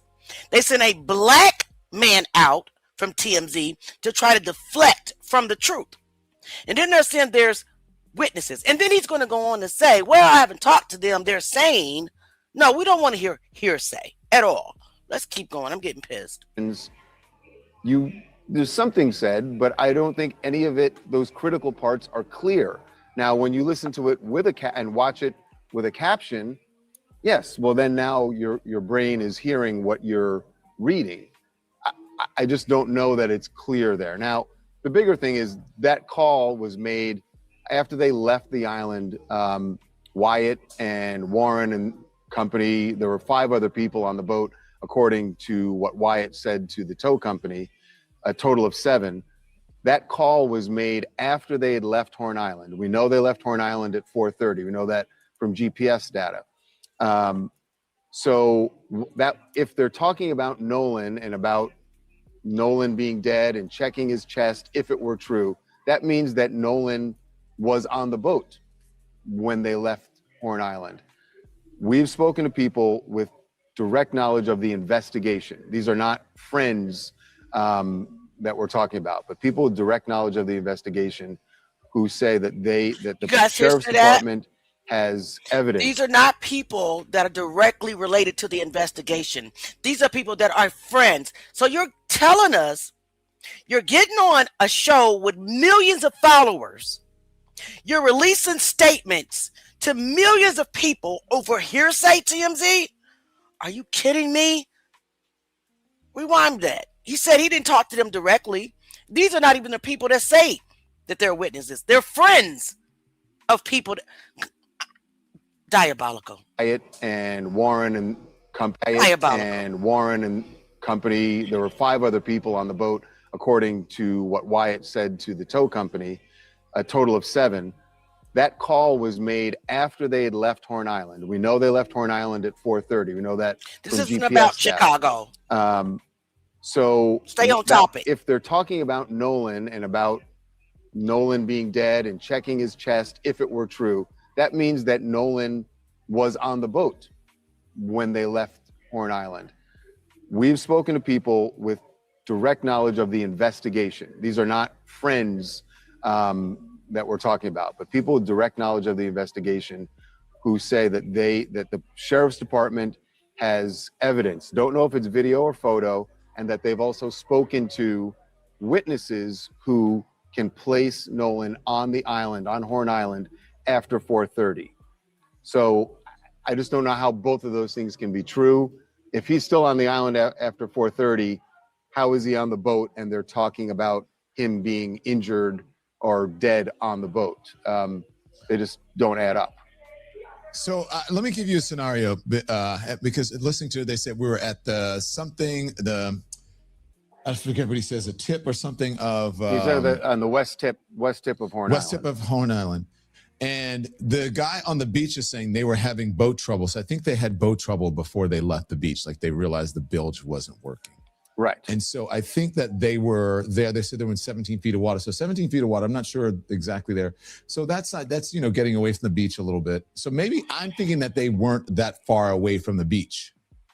And that's when they were yelling at him, not necessarily that he was in the boat, but maybe they left him there and he's like, hey guys, wait for me, and then went in and then something happened. But it doesn't mean that he wasn't, they could be near the beach looking at him alive or dead. You can't tell. Yeah, you can't tell from that. So I don't know, but Charles, I heard, is he dead? Without even the transcript. I heard that, and then there was another thing that I heard. There was one other thing without the transcript that I heard as well. Nolan? No, Nolan wasn't so clear to me, I believe. But Charles, can we listen to it with you? Can you listen? Yeah, please. I'd love to. Yeah. Close your eyes, and then let's everybody listen. All right. Close your eyes, guys. Can you be covered up?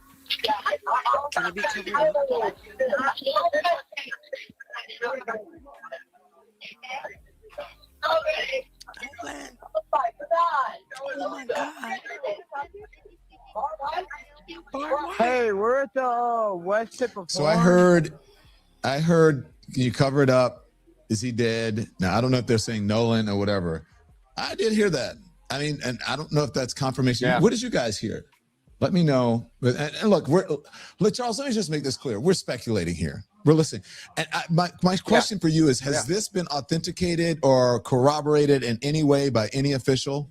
Me too, Sherry. Sure. We have not heard that from the sheriff's department. But to be honest, also the sheriff's department isn't saying a lot about the investigation. That they seem to be very tight-lipped at this point. And I think that's because and maybe it's already convened, but that they're expected to convene a grand jury to conduct further investigation into this. Yeah. So I don't know. It has not been confirmed by anyone. Everybody is listening to it though and forming their own opinions. And so that's what's out there more than anything, because if the police aren't talking, everybody who's watching this case will be talking, and that's what sets the narrative until you hear anything from the police. Well, okay.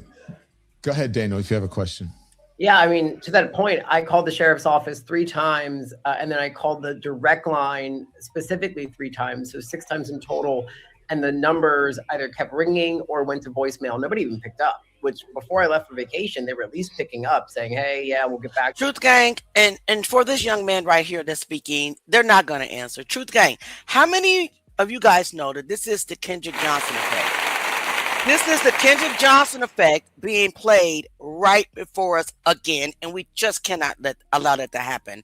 We're going to go and we're going to watch Tristation's, is that his name, interview with Uncle Opie before we go to the next part of the Don Lemon show, because he's going to bring in a psychologist or a psychiatrist in that's an expert in body language. Now, if you haven't watched the Tristation interview, when we watch it, I want you to pay special attention to his body language, okay? So we're going to finish this up with TMZ's lies. In a meeting. And then we'll go. But I talked to Don in our meeting. I said, Don, have you tried calling? Like, what is this? And Don said, yeah, I mean, they're just not talking. So I probably, to your point, they probably want to wait until the grand jury happens. But, as for the confirmation bias, I brought that up. And I've been one, listen, the people have been coming for me for being a person to say, let's wait for the investigation. Let's hold out. We don't know what happened. And so I feel like for me, if I'm listening to this and I hear Nolan and I hear, is he dead?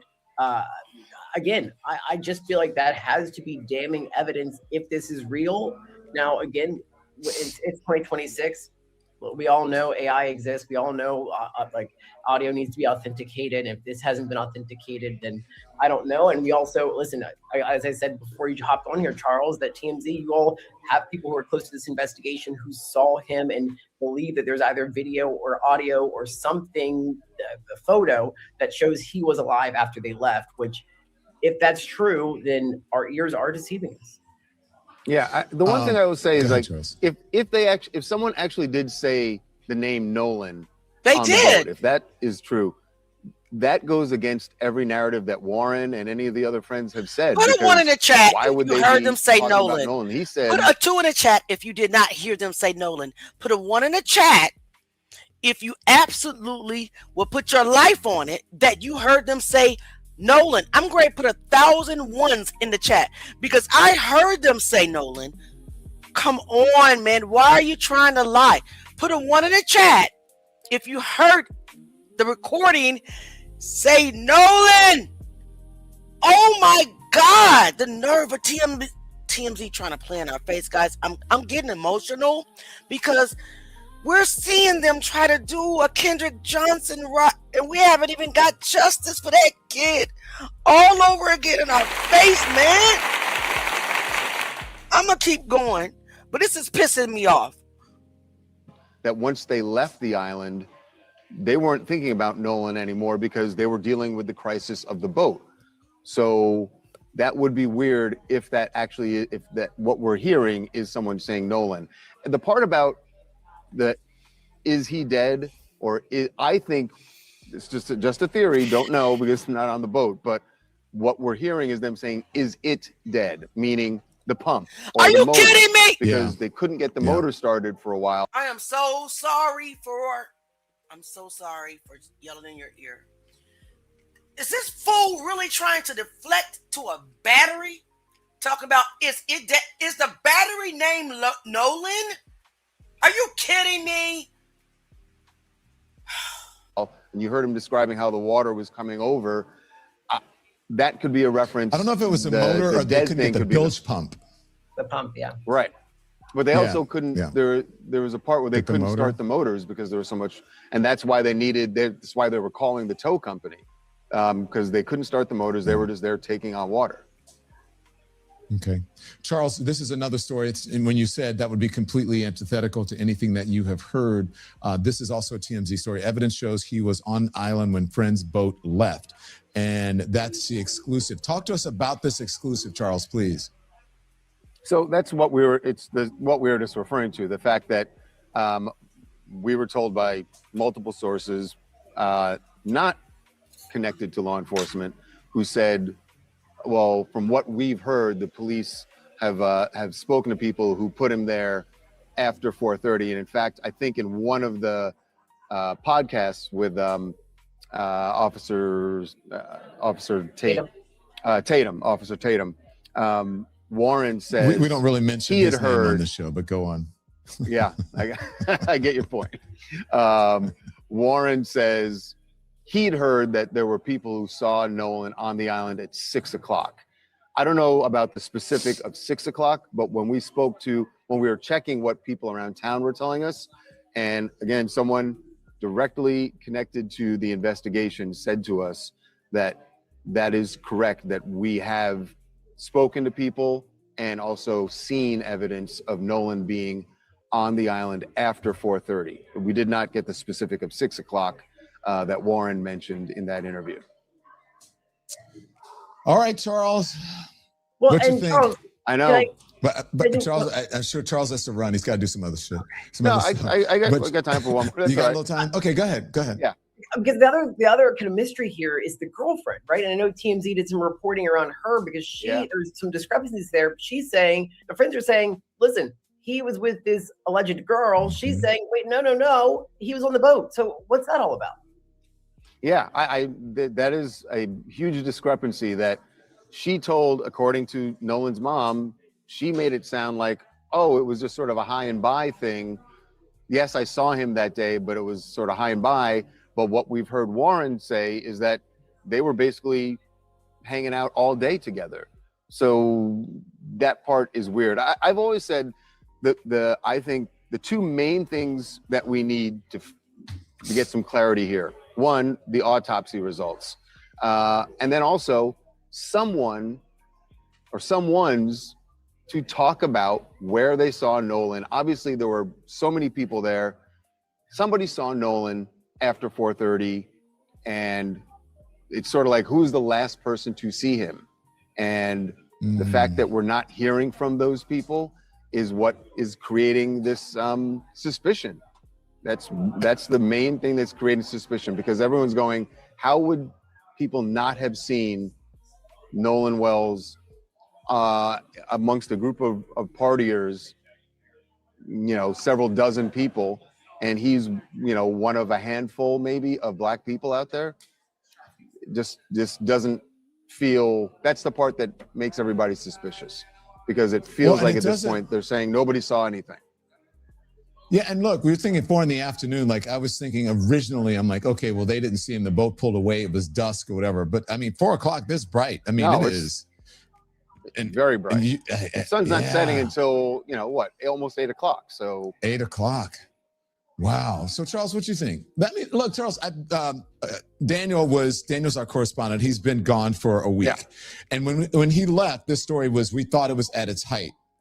It keeps growing and growing and growing. I don't understand.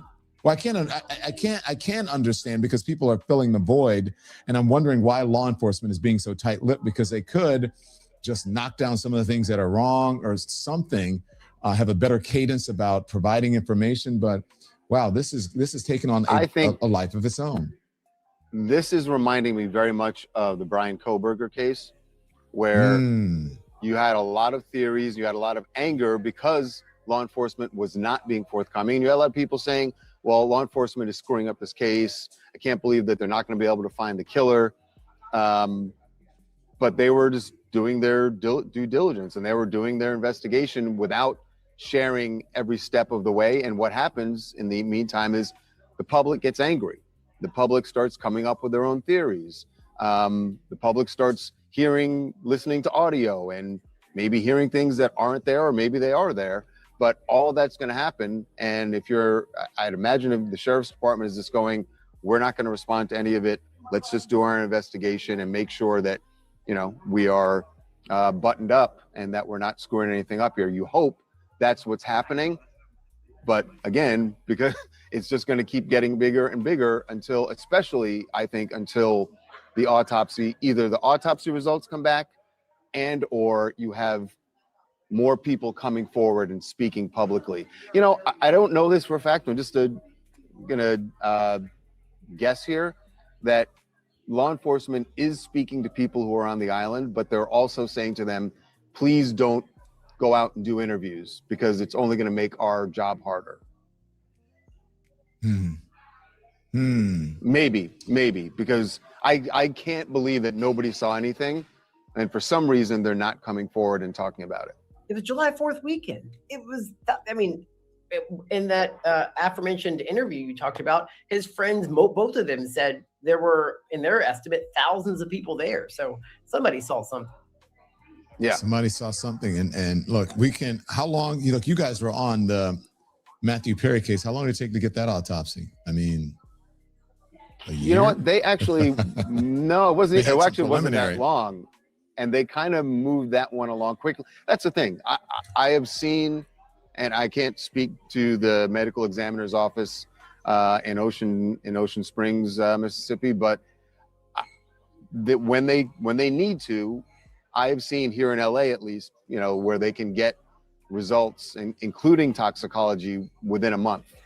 But I don't know what's going to happen down in Mississippi.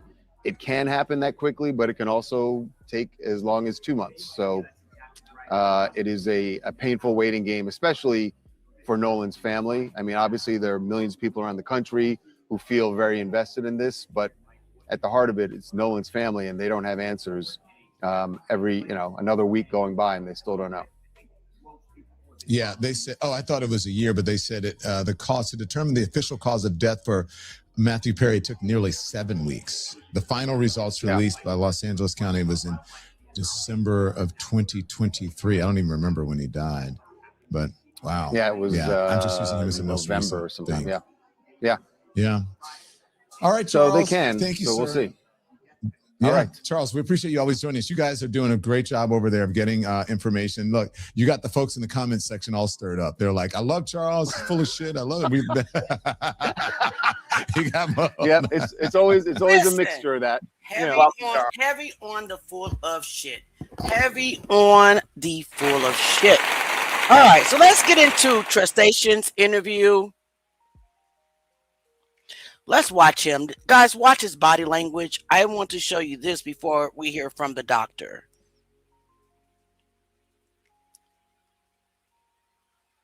Did you have anything to do with Nolan's death?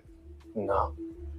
Do you have personal knowledge of someone directly in your friend group having anything to do with Nolan's death? No. Body language. So I saw you on television, you had an interview, and I felt like you laid out a few things that I think the world needs to know and be clear about. Okay. And the first one is the relationship that you had with Nolan. Can you explain your relationship with Nolan? Yeah, I will. So his mom got on TV, as everybody has seen, and said that she didn't know me. And man, that can't be farther from the truth. Me and Nolan, I met Nolan in 9th grade in our second block class. It was math. He was one of the first guys I made friends with.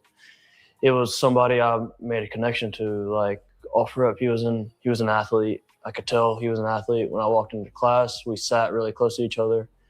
And all he did, he turned around and asked me for a pencil when I first met him in 9th grade when I moved to Ocean Springs. Man, it was tough. And the relationship there has always been best friend in my eyes. I never wanted to take away how close somebody else was with Nolan, but Nolan was my best friend. That was a guy I knew I could call at any point in time.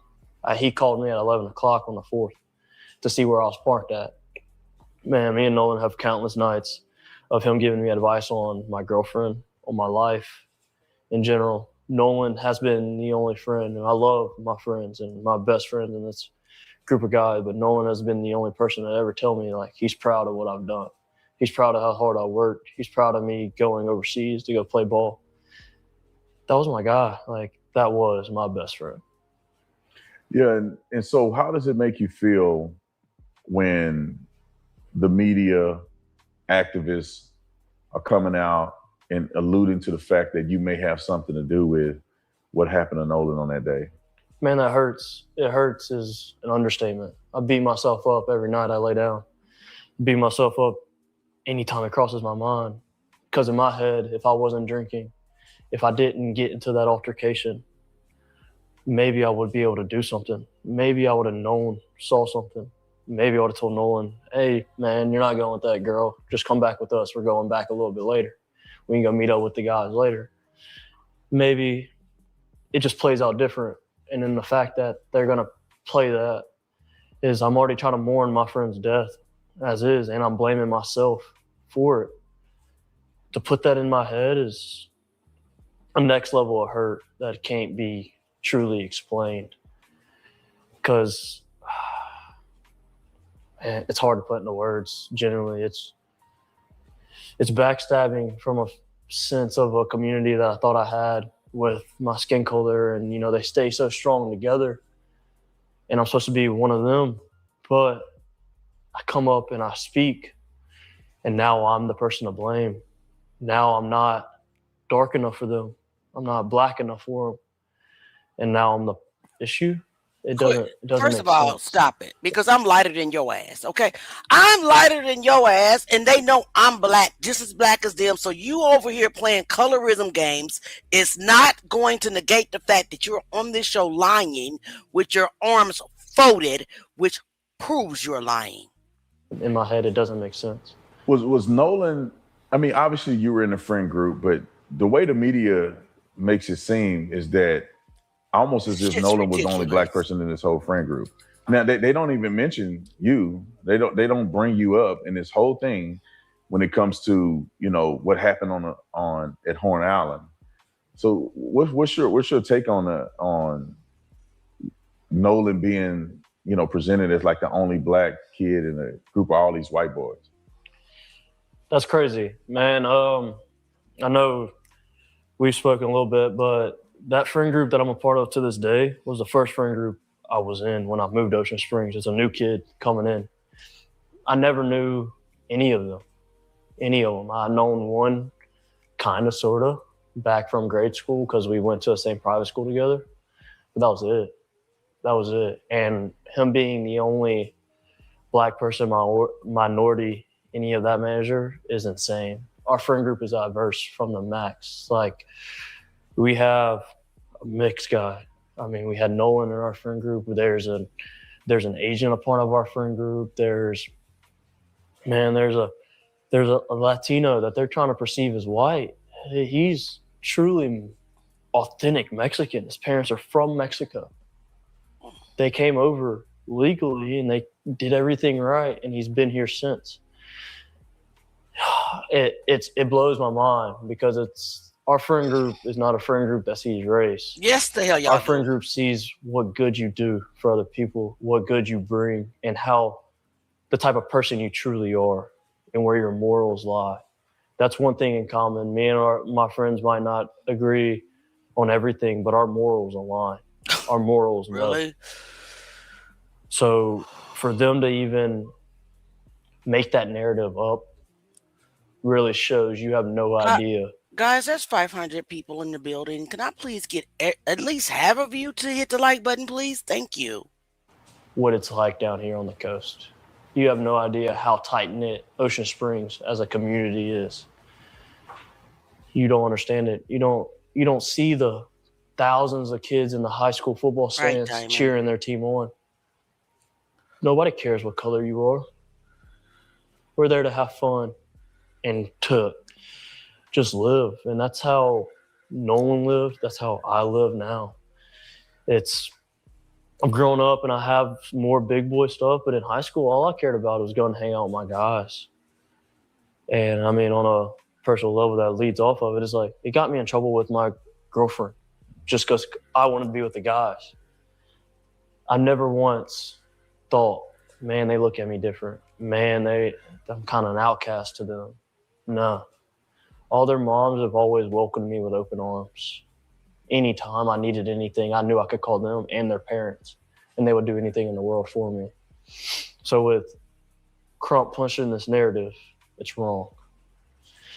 Yeah, it's completely wrong, especially about our friend group. Yeah, I find it, especially after talking to you, meeting some of the guys, that it seems like there was an agenda. But can you walk us through just your perspective from that day? I don't know if did you go with them initially? Were you a part of the group that went to Horn Island? So I wasn't, clear that up. No, I was not on the boat with them. Yes, I was a part of the group that was supposed to go out.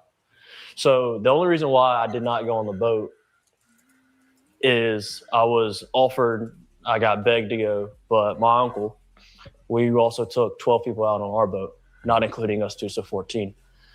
And my uncle knows the passengers wouldn't have helped. Generally wouldn't have helped with anything. With that many people on a boat, you need a little bit of help. So my uncle was like, hey, can you just ride out with me and you can go do your thing throughout the day on the island? I don't care. I don't need you. I just need help to get out there and then pick everything up. Because I know all these people are going to be drunk and they're not going to want to do the extras that nobody sees about going out on the boat, right? And so I told Wyatt that, and oops, my bad. But I told him, I told him that, and I told him everything, which was go to plan. We were leaving a little bit earlier than them. I was gonna try to have a spot saved out, and Nolan calls me at 11 o'clock. I missed his phone call. Called me twice. I missed both of them. I saw Wyatt and Nolan on the boat. They pulled right in front of our boat, and they were screaming. I turned my head and I was like, "Yo, there's a spot over there," where they end up anchoring out. I helped them set their stern anchor. From the time they showed up until now, going back to it, 20 minutes before they left, I was with them. That's who I was with. I spent all day with them, minus the morning time before they got out there. But from the time they got out there to the time they went back in, I was with them. Those are my friends, man. Those are my guys. Yeah, I want to get a few more details. I know that. Yeah, go ahead. I know that you were all over the news because there was a perceived fight. People, this is the thing that gets me, and I want to clarify this. When I saw the video that they put out on the internet claiming that Nolan was saying, "Give me my effing phone back," Nolan's coach came out and said immediately he knew it wasn't Nolan's voice. And obviously it wasn't Nolan's voice because you were the one that was me yelling, in there yelling. You got into an altercation with somebody. What happened after that? Like, put me in your place where the fight is over, whatever happened. Nolan is somewhere, you're somewhere, you're hanging out. And when was the last time that you saw Nolan before you left Horn Island? So after the fight, I didn't stay on Horn Island much longer. So I was really upset. So with you hearing me yelling, my uncle had told me to get on the boat and wouldn't let me back off the boat. Obviously, I was really mad and I wanted to fight, wanted to get off. What wasn't smart, man. Mm-hmm. And so I was on the boat, I'm yelling. And shortly after that, I left the island. I left probably 30 to 45 minutes after I got into a fight. We started to pack up and left because I was so upset. As Javon mentions, that they were ready to get me back to land because I was really mad. I was genuinely really mad. But the last time I saw Nolan, I was walking to the boat. This was before the fight. It's me and my old lady. We had just got out of a group of people. Nolan was walking towards Wyatt's boat. I was walking in the opposite direction towards my boat. And I dabbed Nolan up. I made a slick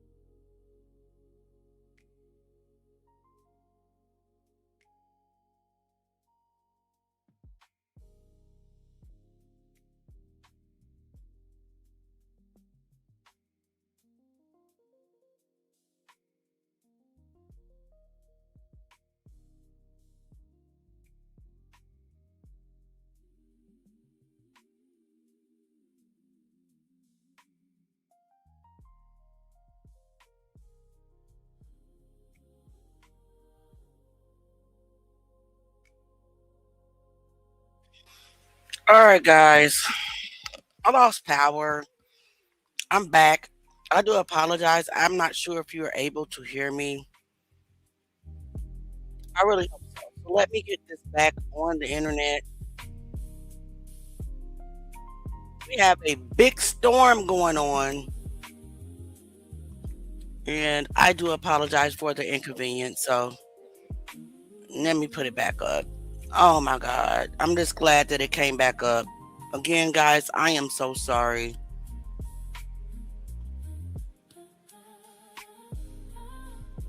Wow. 25 minutes after I got into a fight, we started to pack up and left because I was so upset. As Javon mentions, that they were ready to get me back to land because I was really mad. I was genuinely really mad. But the last time I saw Nolan, I was walking to the boat. This was before the fight. It's me and my old lady. We had just got out of a group of people. Nolan was walking towards Wyatt's boat. I was walking in the opposite direction towards my boat. And I dabbed Nolan up. I made a slick comment about something, actually about the girl that he was with. I made a slick comment to him, us joking around, and I kept going. And not even 10 minutes after that is when I got into a fight.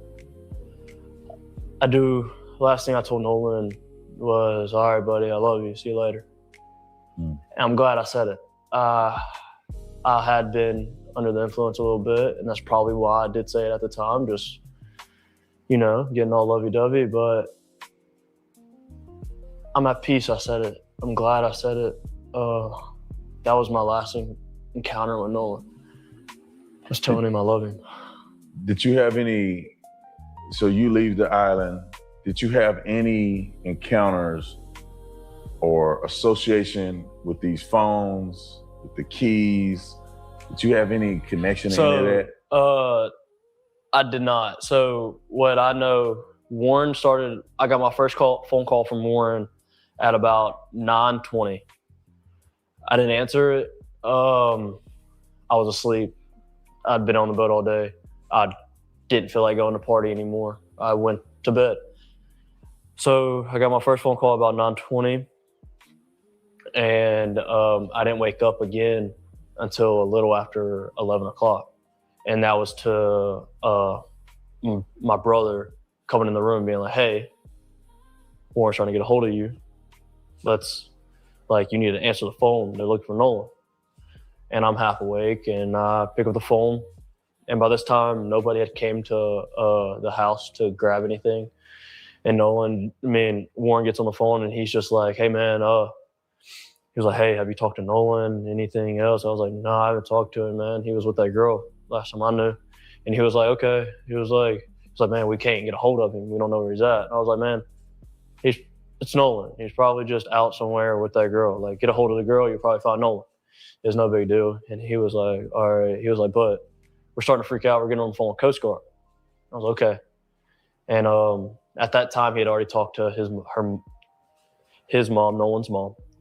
And he was getting on the phone with the Coast Guard. And I'd called, I need to be specific about this. I did not call Warren's phone. I called another one of our buddies' phone, and it was on speakerphone. They were all together. I was talking on my other buddy's phone, talking to Warren. He was dialing Coast Guard because he hung up the phone and was like, hey, this is them, bye, and hung up the phone. And that was the last time I talked to him until the next morning when we all decided, when I woke up about 7 o'clock that morning, we had all decided that we were going to go out on the boat and go look for Nolan. Wyatt had already had his boat still in the water. We took that boat out. It was what day are we talking? That's Sunday morning. Sunday morning on the 5th. The 5th? So it was Saturday the 4th was the 4th of July. Mm-hmm. The 5th was Sunday. We were on the water from 9:45 to 11:50, 12 o'clock era, about lunchtime. Mm-hmm. While we were on the water, we talked to a rescue guy, and he told us to get off the water and said that they kind of had the island and the water under control. That's the professionals, man. Yeah. They told us to get on social media and find out any information we can. And by that time, we had already talk to a good amount of people out there. So it just made sense. So we went back in and we concluded our search and started the search off socials and started sharing everything we could and try to get a hold of anybody that could have talked to Nolan, that Nolan possibly would have reached out to. And that led into the night. It led all night long. I didn't sleep at all Sunday. Monday, I was up at 5 a.m. I was putting fuel in our boat at 6. I got told that we were taking out another boat to Chandelier at 7. So I put my boat back on the lift, and I went to McDonald's, and then I got the news after I left McDonald's that his body was found. So it was already a plan that we were going and searching and trying to do everything we possibly can. And that's all I wanted to do. Is I wasn't there to help him out in his last minutes, but now I feel like as a friend and as one of my guys, man, I do everything in my power to help now. And that's why I have reached out to the family. I have donated to the family, and I have giving them just your normal death gifts, I would say, as you pay your respects. What is normal death gifts? I don't know what that is.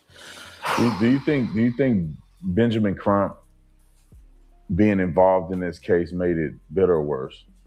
100,000 times % worse. Because why on the Tuesday after where has your civil rights been broken? Where has it been shown? You brought Benjamin Crump to stir up a community that's already tight-knit. Yeah, we might not be best friends with everybody, but I promise, if you're talking about Ocean Springs as a whole, Ocean Springs is going to have Ocean Springs back 110%. We back each other. Everybody I've seen, we back each other. And for them to push this narrative and really push it just shows me is like, you have no idea who you're dealing with. Guys, did we get to the part, and I apologize that that I lost power, but did we get to the part where he said that his uncle wanted him to ride with him because he knew that other people were going to be drinking, and then he proceeded to say that he was also drinking and drunk? Did we get to that part yet? That's diabolical as well. With or who you're messing with. And I think he's taking the grieving parents and manipulating and turning this and making it sound all bad, because nothing's like that at all. No. Have you gotten death threats? Or, because I know that the other young men that I spoke to about this, especially the white young men, they're getting all kind of death threats. They're being accused of killing Nolan. Do you get the same backlash and threats that some of those guys have gotten? Yes, I've gotten the death threats per se, but I've also gotten the threats along the lines of where it's like, I've been cast out of the Black community. I've been called white. I've been called a wetback. All these things. I've been sent photos of me and my grandmother, and they've been told that she's the devil. She's just looking for the time to kill you. You need to be careful and blah, blah, blah. And it's like, man, if y'all want to know the story, the only people that showed up for me in my whole life has been my white side of my family. So for y'all to sit there and drag their Here's name the and racism. drag me down, and I'm supposed to be one of y'all, and you're supposed to have my back, and we're supposed to be in this together. And it's really eye-opening. Did it shock you that it turned this way? Meaning that, you see everything happen. Nolan was your friend. From all the young men I talked to, it seemed like Nolan was the life of the party. Everybody loved Nolan. He gets along with everybody. Everybody's cool. And everybody feels like Nolan made them feel like everybody's his best friend, right? I mean, everybody felt connected to Nolan. Were you shocked that it turned like this? I mean, where this community was tight-knit, Nolan's friend group was tight. He he ends up losing his life in an unfortunate situation, which nobody knows exactly what happened. Did it shock you that it turned into some racial thing? Yes, racial, I do agree. Now, it going famous or going viral, that part didn't shock me. Thinking about it and being honest, like, that's not a surprise because everybody didn't love Nolan. Especially around here, everybody loved Nolan. So for people to repost that, they know Nolan. I mean, they know he did not have one hateful thing in his heart. And racism, no, that was a shock. That was a complete shock from his mom and from his stepdad. Like, that's a shock. That's an utter shock. Did you guys hear him call Elmore Nolan's stepdad? What does he mean? Because I've never heard anyone say that Nolan was Elmore's stepdad. Did you guys hear that? Let's rewind that. Because I heard that Nolan carried the names of the Wells to keep it going. Nolan is a descendant or a family member of Ida B. Wells. So I heard that Nolan carried the name of the Wells. I never heard that Elmore was his stepdad. Let's keep going. We need to research that, guys. And even if he was, so the fuck what? So for people to repost that, they know Nolan. I mean, they know he did not have one hateful thing in his heart. And racism, no, that was a shock. That was a complete shock from his mom and from his stepdad. Like, that's a shock. That's an utter shock because it's like, first off, I don't know how to word this. Nolan wasn't fully black. Nolan's mixed. Nolan has a little bit of Asian. Can I say something real quick? I want you guys to look at me. I'm also not fully black, but on my birth certificate it says African American. Why? Because I do have African American in my blood, and once you have African American in your blood, you are considered black. So I don't give a shit about what he's about to talk about. I'm really pissed off about the shit that he's talking about because he ain't talking about shit. If that makes sense. Let's keep going. In him. You don't hear that though. You don't. So to turn it as like somebody's harping down on Nolan because of the color of his skin, you don't know us. You don't know our community. It's crazy that people He's are the just only running with a one lie. talking about the color of And it's skin. so easy for people to believe it from the outside looking I'm into sorry, Denise. Mississippi's history per se. But it's like, you're looking at history. Let's go to each state's history. I bet they're not the best with black people. Like, people change.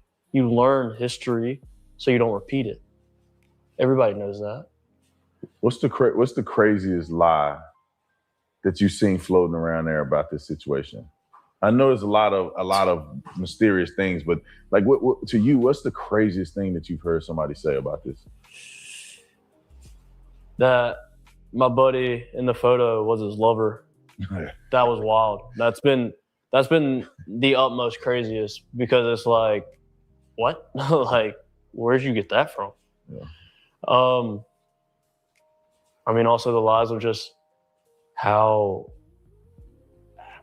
racist Mississippi is or how racist the coast is in Ocean Springs. And yeah, no, you don't know this, man. Like, you have no idea. And what I thought was crazy lie from the beginning was he's the only black person on the boat. He's the only black person on the island. No, not at all. Like, not once. Like, where'd you get this background information from? How many people are on that island from your vantage point? On the 4th of July? Yeah. Thousands? 13 miles? Like, I mean, you're talking hundreds and hundreds of boats that are carrying minimum 4 to 8, 9 people. Like I'm talking like on the lower end, man. We're talking about smaller vessels here. Man, if I had to take a rough estimate in my area of the island that I was in, 400, 500 people easy. If I'm taking an actual estimate, about 400 to 500 people easy. In our group, in the group of, I would say, young adults that were in the group of Nolan Wells, 100, 150, 200 people. So the idea that Nolan went out with 4 white boys and they took him to a deserted island and he was allegedly last seen with a girl and they just abandoned him. What do you say to that? No. From the time they left, including myself, and also when I left the island, I could have named 50 people I really trust behind the helm of a boat that Nolan knew, that he could go talk to. Even if he was left, there was tons and tons of people out there. There was 10 boats that camped out at Horn Island. I know a boat that didn't leave Horn Island until 8 o'clock that night.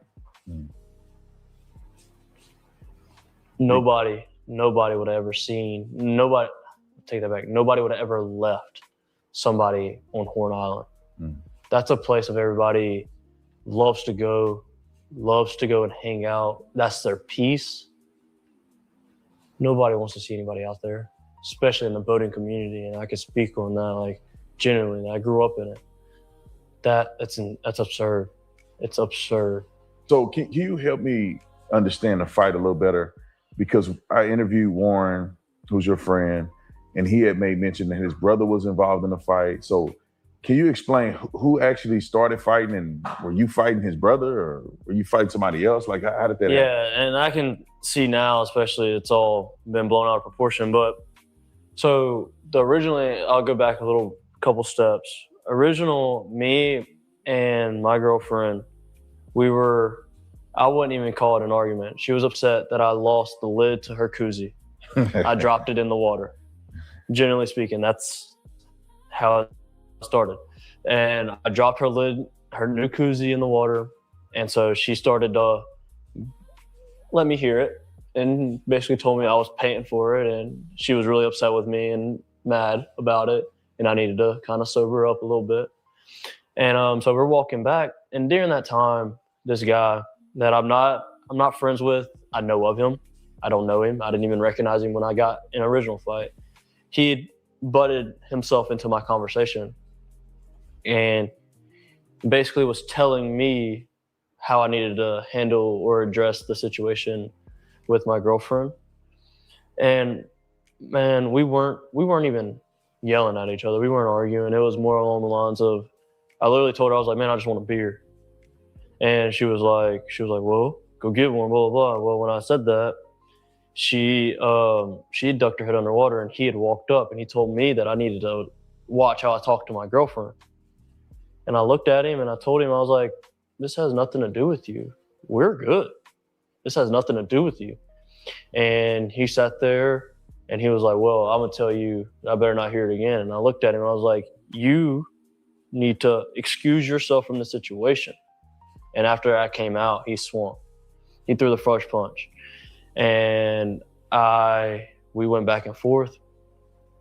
I remember at one point in time, I look over and I see my uncle, and my uncle's yelling at me to get in the boat. I stopped fighting. As soon as me and him made eye contact, I got in the boat, I'm sorry. And I listened to my uncle. And what was Warren's brother's involvement in this? And so I was getting there. So when I'm on the boat and they're trying to cool me down, I'm trying to get back off the boat. So I see the crowd forming up on the island. Well, my little brother and Carter are like really good friends, like best friends, I would say. He's over at our house all the time. Carter heard him still talking crap as he's getting out of the water and I'm on the boat and the situation is like done and over with, right? Well, he sees him talking crap. So Carter gets up and more along the lines of defending me. And for what? He was like, well, if you got a problem with Tristan, we can handle it right here. So what's the racial breakup of these people that are involved? So the guy that you fought was white. I'm the only black guy involved in this whole entire thing. Yeah. And at all. Like, I mean, I don't know. Carter is white. The dude I got in a fight with is white. Mm-hmm. I was the only black guy involved with this. My girlfriend's white. My uncle's white. There was no other black guy involved. And I know Ben Crump tried to run with a story saying I was Nolan.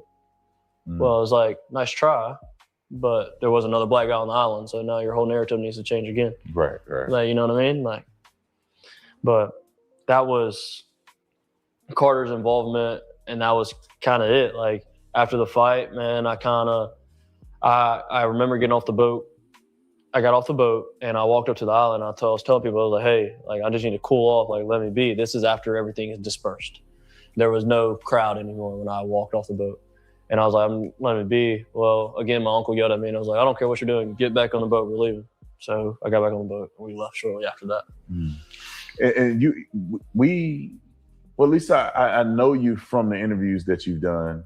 Some of the other boys haven't spoken out at all. Yeah. You've had a chance to use your voice to put the truth out there. You did an interview with, I think, ABC, and you also did an interview with the Rolling Stones. That was my first interview, yeah, with Rolling Stones. The first interview was Rolling Stones, then ABC? And then ABC, yes. Now, from what you told me before this interview is that the Rolling Stones gave you a very fair interview. It seemed like the young lady who interviewed you articulated very clearly what you told her with no fluff, no nothing added. And she cared. She really did care. And she made sure that what she was telling was the complete truth behind everything with me, with my uncle, and then also fact checking on her side as being in media. And it all aligned, man. And when they came out with that, it was really genuine. When I felt that, it brought me to tears because it was like, that's the truth. That's exactly how it needed to be worded. And I appreciated her. I appreciated her a lot. And we took her out to One Island this morning to do another little bit. But she's done well, and that's the truth. Her story is nothing but the truth. Now, ABC, on the other hand, did they treat you fairly, or how did that go? So, I don't want to say they treated me unfairly. The quotes that he used in the article, he did ask me for my permission on it. And I gave it to him to an extent. I changed up some stuff and that he initially didn't change when he came out with it. And then the voice recording, that's really what gets me, because that's what the main people are listening to, right? They're not going in and reading in depth in the article and really seeing everything. They're just going off of, well, what's on TV, because people don't like to read these days. But how they made that and cut a lot of my voice sounded horrible. Sounded bad. I didn't like it. I didn't like that side of it, but it already aired, so what was I gonna do? Really? And at one point, I could have sworn you said that you didn't feel comfortable doing the interview on camera. Yes. And did you do that because you didn't want to be visibly promoted on television, or what? How did that? So the side of that, and I didn't want to be on camera for two main reasons. I never wanted to do an interview and get famous. I never wanted any attention, per se, famous attention. I don't care about the negative side of it. I'm doing what I think is right. I never wanted any positive attention, let's say. All I wanted to be is for my guys to know that I had their back and I got Nolan's back. And I didn't want the investigation on, especially on social media side, I guess, and with Ben Crump and their legal team, to go down the wrong path at all. That was my sole purpose, is to tell the truth and to clear up lies. when I talked to ABC, they wanted to do an in-person interview, and I told them no.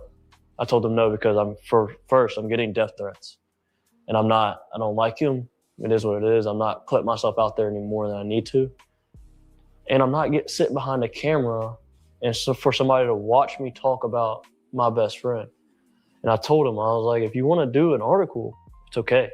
I'll talk and you can do the article on that side of it. I never originally wanted to go on TV, period. He convinced me into only using my voice, which now I regret, and I wish I would have just sat in front of a camera so you can visibly see the cuts. But they manipulated that interview pretty well. They made it sound a lot worse. And I know for a fact, most of that interview, you can't understand me because I was in tears the entire time talking about it. When he asked me about Nolan's death, and he put it if you listen to it carefully, he cuts it and I just say die. Nobody wants to see him die. I don't talk like that, man. That's not what I said. I did say died during at one point in our interview, but I said we didn't want to see his life being taken from us, period. They didn't put that. They twisted some things around and they almost made a different narrative to where it's like, now people are coming out and lying. And it's like, man, no. Yeah, and I was wondering if you were gonna, I remember I was like, I could have sworn he said he didn't want to be on camera and they put your picture all over the news. I mean, how did you feel about that? Was that something that you were okay with them doing that, or? I kind of accepted it. I accepted it because I gave Rolling Stone permission to do it. So I know that's where they probably got that original photo of me and him standing next to each other. But still, that's kind of weird that you tell them, oh, I don't want to, even if you gave you the permission of Rolling Stones, you go, I don't want to be on camera. And they put your picture up there on camera anyway. I agree. It is weird. Yeah. It's weird. It's odd, but I generally speaking, man, like, I'm worried about my family's safety, but I have no regrets in what I've done and what I've said. Not one. I sleep better at night now that I've spoken up and I felt like I've done my part of the good, and I'm willing to help any other time if anything else pops up that I can't help with. And I genuinely just want the truth to be heard about it all. And it kills me and it breaks my heart that my best friends are going through this. Like, this is at home. This isn't something I'm just watching through a screen, listening to you talk about it or listening to somebody else talk about it. I'm living this. I'm getting the calls from my buddies crying, asking me how I'm not scared out of my mind. How am I okay dealing with all this? So one thing that kind of stood out to me, there was a big contradiction on television, was you said in your interview that you were really, really good friends with Nolan, his best friend. Nolan's mother said on television that as if she don't even know you and she don't know who you are, and you're definitely not, at least is what she alluded to, you're definitely not his best friend. So what's the truth in that? And how did that affect you? How did that make you feel? So she originally touched and she said that we weren't childhood best friends. And she's not wrong. She's not wrong. I moved to Ocean Springs in 9th grade. I met Nolan in 9th grade, as I've stated in my Rolling Stone interview. Nolan was my best friend though. She can believe it or not, that was my best friend. No, me and her never had a sit down in depth conversation like me and you're having now. It was always, hey, how are you doing? I've been to her house multiple times. I've taken Nolan to school multiple times. I've left my vehicle at her house multiple times, even including the new vehicle I just got has gotten left at her house for 2 days. And I just got it. I haven't even had it for 4 months. My vehicle before that stayed at her house for almost a week. Me and her son went on trips together. We went to Florida for spring break together. You don't know me? I'm in all these homecoming and prom photos as our whole friend group. Me and Nolan are standing next to each other. You don't know me.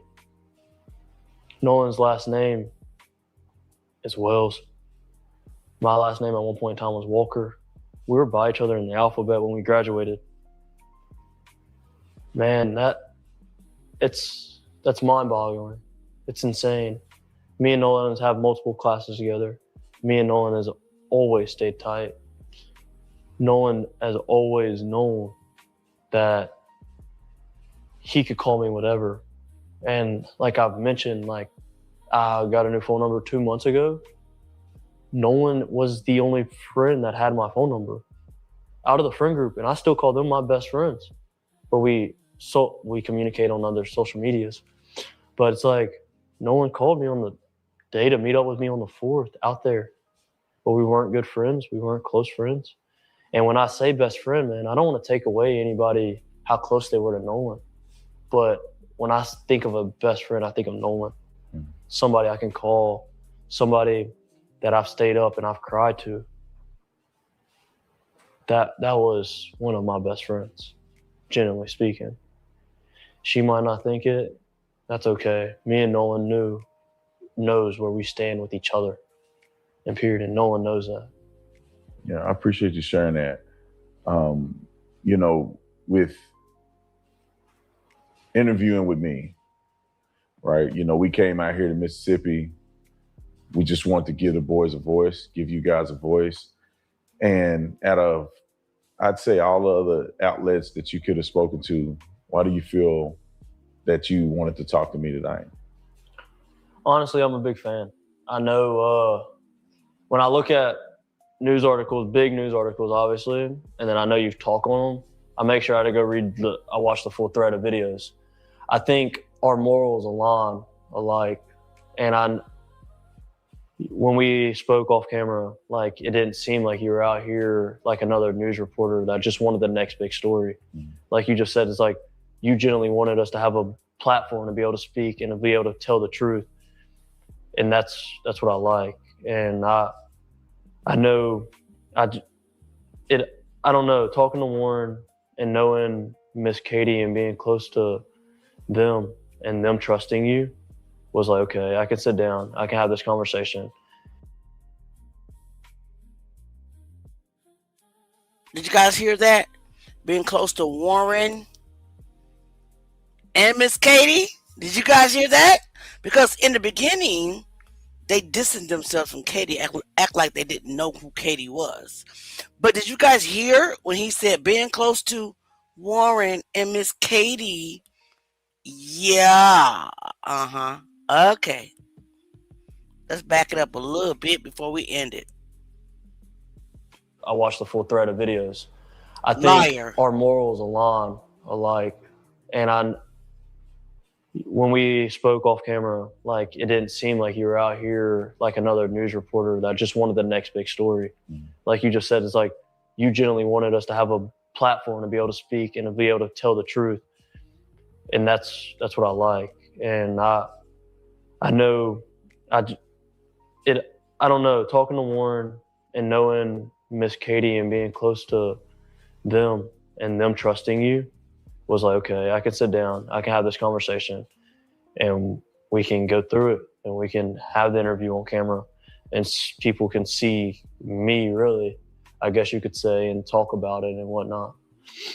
I appreciate that. I really do.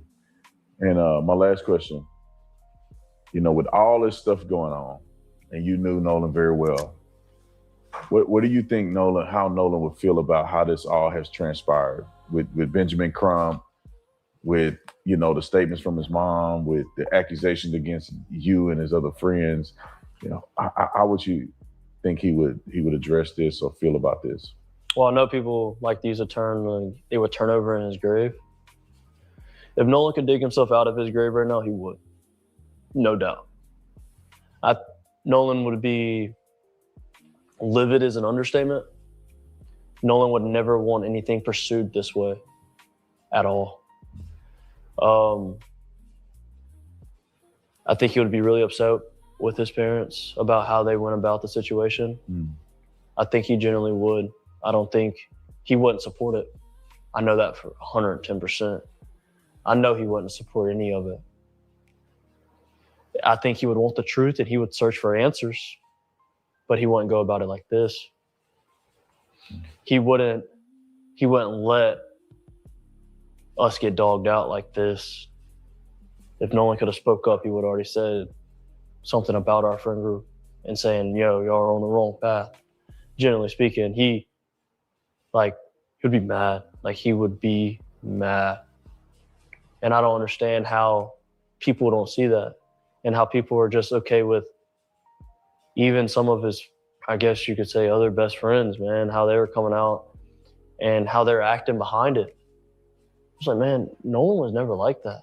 Nolan was an aggressive, threatening person. Don't get me wrong, Nolan would defend himself if he needed to defend himself.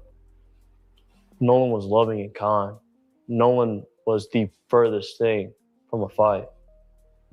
Furthest thing from a fight. And I remember personally, I was in a heated argument and Nolan comes up, crack a joke, and I'm like, bro, it's not even worth it. Like, come on. And it's like, that just shows his character wouldn't be like this.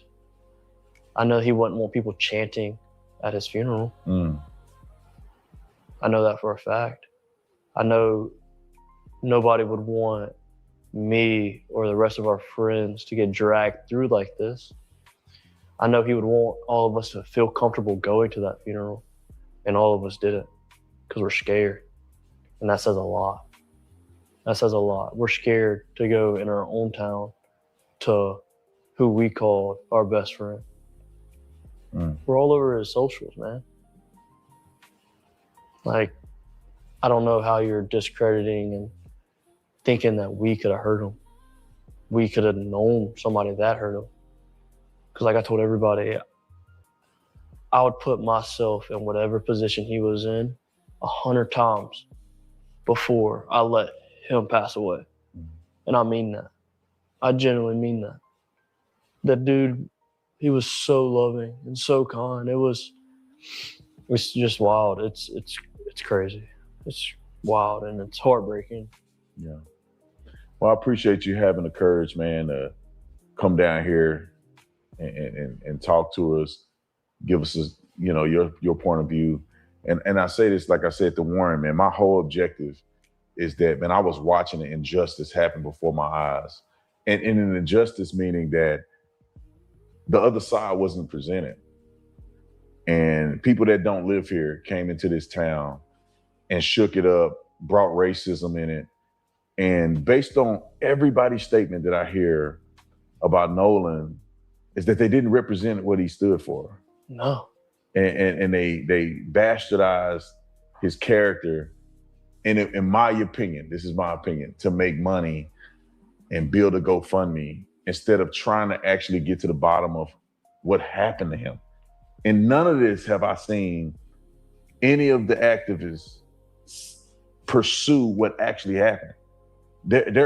Somebody could have seen something, and instead they're going after dead ends simply because of race, simply because of convenience, instead of pursuing any other lead or any other notion of somebody knowing what happened to Nolan. So I thank you for coming out here, man. It took a lot of courage, putting your face out there, putting your name out there, putting the statements out there. Some people are gonna be mad at you, but I'll tell you, like I told Warren and all the other boys, is that I got your back, man.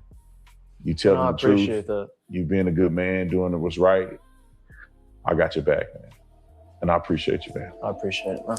Thank you. What do you guys think? I think he's a liar. I'm just going to call it. I think he's a liar. And I think that he's not telling the truth at all. And we're almost over with this. This is almost over. And we'll meet tomorrow. He's definitely a liar. So, with that being said, check, because no, that's not what I want to look at. I wanted to look at the rest of Don Lemon's interview, and I wanted you to see. Let me find it.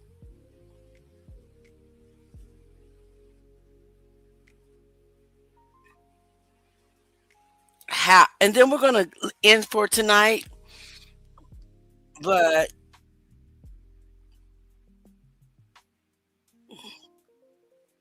interviews and some of the things that they're saying and some of the details. I mean, some of these things. And she's right. You don't have to do that if you're responding by responding. And then we're in for Exactly. You can just say, you don't even have to hold a press conference to put up a social media post. I mean, I've been following the Cajun Navy. They have been He's posting, a liar, I mean, pretty much Steve, every and you can day get off about my different damn things. page. So you don't have to He's a hold a press liar. conference to just put out a post to say, hey, we acknowledge this is going around social media right now, and we want to just quell any rumors, any non-truths. This isn't A ton of footage. This isn't a real video. That said, obviously, we're seeing From Elliot Daniels' assessment of it. Yeah, we have, I think, 2 other. This is videos a from psychiatrist. All right, let's see it. Let's hear it. Here's one. Over the past several days, I've watched a ton of footage related to Nolan Wells' friends being interviewed. 2 of them have now done interviews, or at least the interviews have been released. And there is one red flag that stands out to me above all else. The single most concerning red flag for me as a practicing clinician who's been working with clients for over 20 years and has sat with lots and lots of people. There's one thing that they are doing, or actually not doing and not saying, that is alarming to me. But before I explain what it is, I do want to say, I am not saying that these boys are guilty of committing a crime. I don't know what happened that day. And I can't say for sure that they did or did anything or played any role in Nolan Wells' death. But what I will say is some of the information that is coming out as they do these interviews and some of the things that they're saying and some of the details. I mean, some of these things are very suspicious and should be investigated. Now, the biggest red flag that I've noticed, not just in these interviews, but in the entire series of events that have taken place since Nolan Wells was missing, is the absence of curiosity, both in their language in these interviews and in their conduct since Nolan Wells' body went missing. And let me explain what I mean. If you were going on an island on a trip with your 3 best friends, among them was Nolan Wells, who 2 of you are now described as best friend and or brother. These are terms of extreme closeness. So here we are, a group of 4 people. We're best friends and brothers. And one of them decides to stay on the island, and then you never see him again. Now, if we believe what these boys are saying, they don't know what happened to him. The last time they saw him was when he decided to stay on that island, and they haven't seen or heard from him since. If we believe that that's true, then what we know is, then the boys don't know what happened either.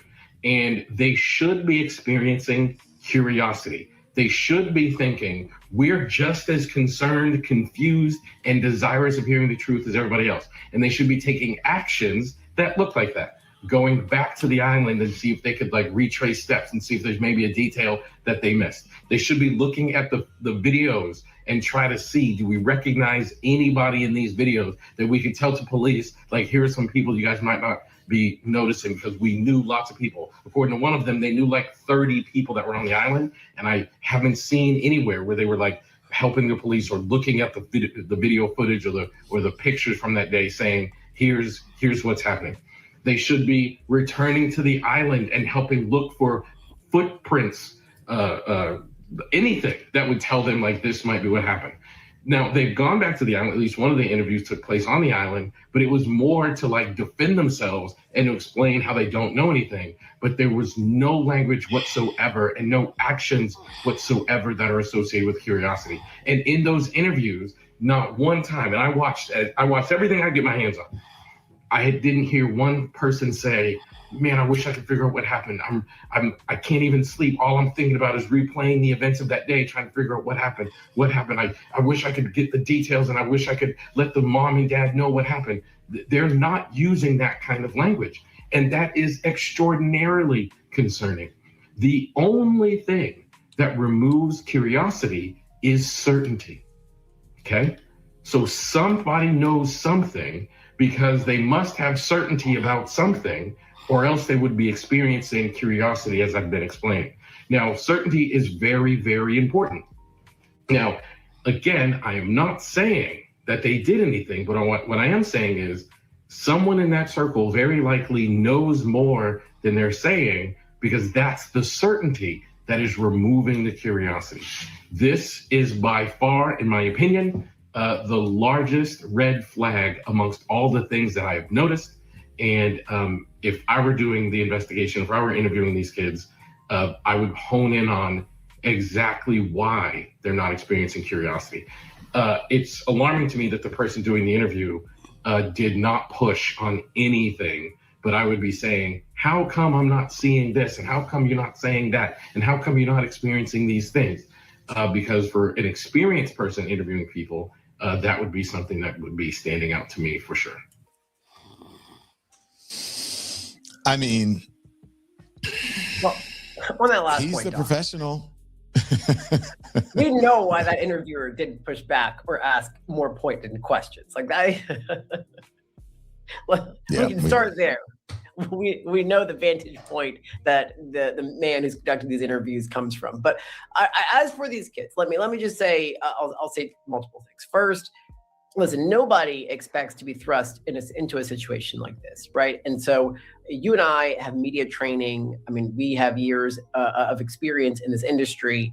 So we may be more equipped to respond if we find ourselves in a situation like this and understanding the optics. These are young kids in Mississippi who never expected to find themselves in this situation. So I think to dissect every little thing about their actions and what they're doing or not doing, I don't know that that's fully fair because, you know, we don't know how someone's going to react with grief. We have seen the scale. I mean, you know, I'll just talk personally. When I lost my own mother, I had questions about, oh, you're not crying as much. And I thought, well, I am. I'm just doing it kind of behind closed doors. My sister decided to do it more in front of the cameras and in front of people. So it's like people grieve in different ways. Now, that said, I have questions, and I think my biggest questions are, I agree with him in terms of the curiosity. You are going to be asking more questions if you don't have knowledge of anything. And again, I don't think these kids, I've said it, I don't know, we don't know. I don't personally think these kids did anything, but I do think there's the chance that they know something because they were around him. It was a crowded island, but you have to know, I mean, someone who was there knows something. It's July 4th weekend. This is not some random weekend in October where no one's really there and, you know, there's the chance you're not going to see him. This was a crowded island. So someone knows something, and whether or not they've talked to authorities, we don't know. But I just think, you know, and again, as he kind of said, that the other big point there is that I'm not saying they did anything. I just think they have to know something. Look, I don't know. When you said you don't think, I look at this point, I don't know anymore. You know, and I'm willing to give anybody the benefit of the doubt, but I just don't know anymore. And I just don't. The more I hear from them, the more I'm like, I don't know. What are your thoughts about what I said earlier about this potential third option that seemingly no one's talking about? It is Mississippi. There could be a random adult, stranger, someone who didn't know Nolan who did something to him. That could be any number of, you know, explanations. There could be any number of explanations, but you've heard of Occam's razor, right? Yeah. And so, which is the most obvious explanation or story is usually the one. Now, I do think that it's young people. It's obvious. You could hear in their voices. You can hear in the way that they respond. You can see them. They're young. They're naive. They're probably all drinking. They shouldn't have been underage. We've all done it. Let's not pretend. I didn't really have to do it in high school because the drinking age was 18. Old people be different. So, you know, we all did it. I probably started sampling, you know, beers and stuff when I was 17. But I'm just saying, you know, it's young people. We don't know what happened. And the thing is that all I think the public wants, pretty much, it's not everybody, is the same thing, or the same things, I should say, the parents want, and that is transparency. Transparency and honesty, and at least some energy that is pushed into investigating this, right? That goes along with investigating this. I think that's all people really want, because you heard the psychiatrist say, or the psychotherapist say, where there's a vacuum, people or avoid, people are going to fill it. And I've been saying that every single time. And that's why, Monique and I felt differently about, the police and whether they should be alerting the media and all that. I think it's important in this day and age. And like you said, a lot of police departments, in order to avoid like all these phone calls and being bombarded, they just get a social media and they just post it right to social media. And the news agencies and independent news agencies just take it from the thing and said, they just posted this saying that audio is not authenticated, or whatever such and such said isn't true, or this is true. And then, whatever, or they don't have to say anything. They don't have to confirm anything, right? But it's easy to knock some stuff down. This is Elliot. Let's see. I think it's later on in something that we played earlier. Let's listen. Else that might have done anything to Nolan. He would have asked follow-up questions that were leading towards the truth. I perceive the best reason that these kids are most comfortable with him doing the interviews is because he's not actually asking any question about the truth. He's being very soft and allowing them to push their narrative. Now, as I watched this part of the story, this part of the clip, this part of the interview, I do want to point out a couple of things that as a psychotherapist who makes a living interviewing people, doing sessions with people, there were two things that stood out to me that I would be interested in clinically. The first thing, actually there's three. The first thing is he sat with his arms crossed the whole time. And that is a non-verbal communication of I'm protecting myself. That is a non-verbal way of saying I am protecting myself from what is here. Your body almost can't help it when you're in situations like this. And these are the sorts of things that we are trained to attend to. The other nonverbal thing that he is doing, and he does this throughout the entire interview, and so did the other friend being interviewed by the same person, is he's leaning away from the conversation, almost as if there's like the conversation itself is a tangible object that he wants to lean away from. So the entire interview, his body language is very stoic and very much leaning away. And that would be something to me that I would note, and I would be thinking, I wonder what is happening here. Another thing that stood out to me, and people, when I talk about the way that as a clinician, I would be thinking about their body language and their voice and the tone in these interviews. Everybody grieves differently, so on and so on. But I'm actually not talking about grief. I'm talking about communication and more specifically trauma. Losing someone that you're referring to as your best friend 2 weeks ago, roughly, should impact you and should impact you in a significant way. But here's the real key that is present in this particular interview. You are under suspicion that you were involved, and your friend group was under suspicion that you were involved. Whether you were involved or not, and at this point, only he knows the absolute truth, the presence of fear should be overt. While in this interview, there should be fear. So being asked the question, were you involved, or do you know of anybody else that was involved? There should be some noticeable presence of fear, anger, or some sort of emotion connected to that stressor, because that should release the chemical in your body known as cortisol that should cause you to demonstrate that you are under stress. So for him to very, very calmly just say no to both of those questions, again, I don't know that he's lying, but I do know that that's unusual. And as a clinician, that is something that I would definitely be noticed.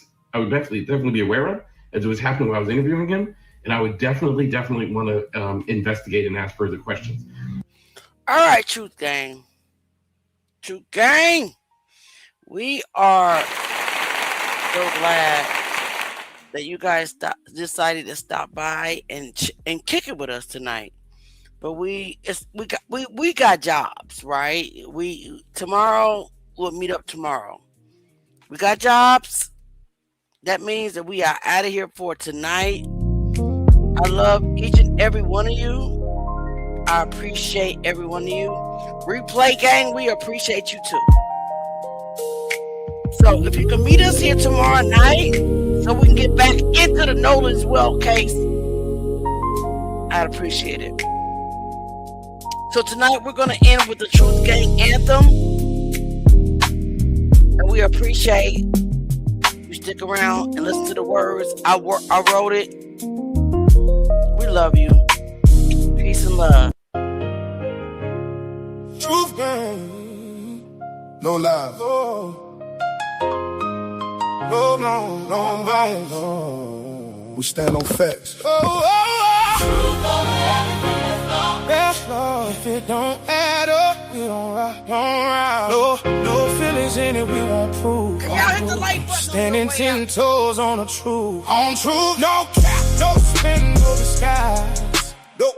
We see through every lie. We do pressure on them every time. Crush truth game, never fall in line. No, I don't move out rumors, I verify first. If the story's shaky, I dissect every word. Cross-check facts, I don't play with assumptions. If it don't make sense, I'm pressing the button.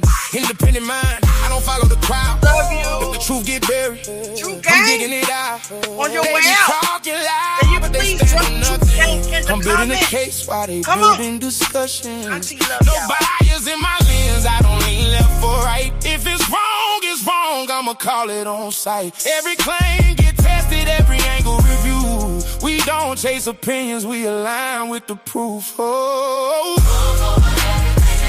What's no, we on up, don't ride. No feelings in it, we won't prove. Standing 10 toes on the truth. Nope, we see through every lie. We do. Pressure on them every time. Pressure, truth game, never fall in line. No shortcuts taken, we follow the trail. Even if it led somewhere people won't tell. I don't care who involved, I don't care who it hit. Truth don't pick sides, it expose what it is. Every detail matters. I'm zooming it in from the start to the end, where the gaps where it been. If the timeline off, then the story collapse. And I'm bringing it up, I ain't letting it pass. We don't fold under pressure, we applied it instead. They be hoping we stop, we apply it again. 10 toes planted, we ain't moving for nothing. Truth gang solid, yeah, we stand on something. It don't matter where we go. It don't matter what it shows. We know truth ain't easy, but it's necessary. Truth over everything that's lost. That's all. If it don't add up, we don't rock. Please like, share, and subscribe. Thanks for coming. Please like, share, and subscribe. Come back again.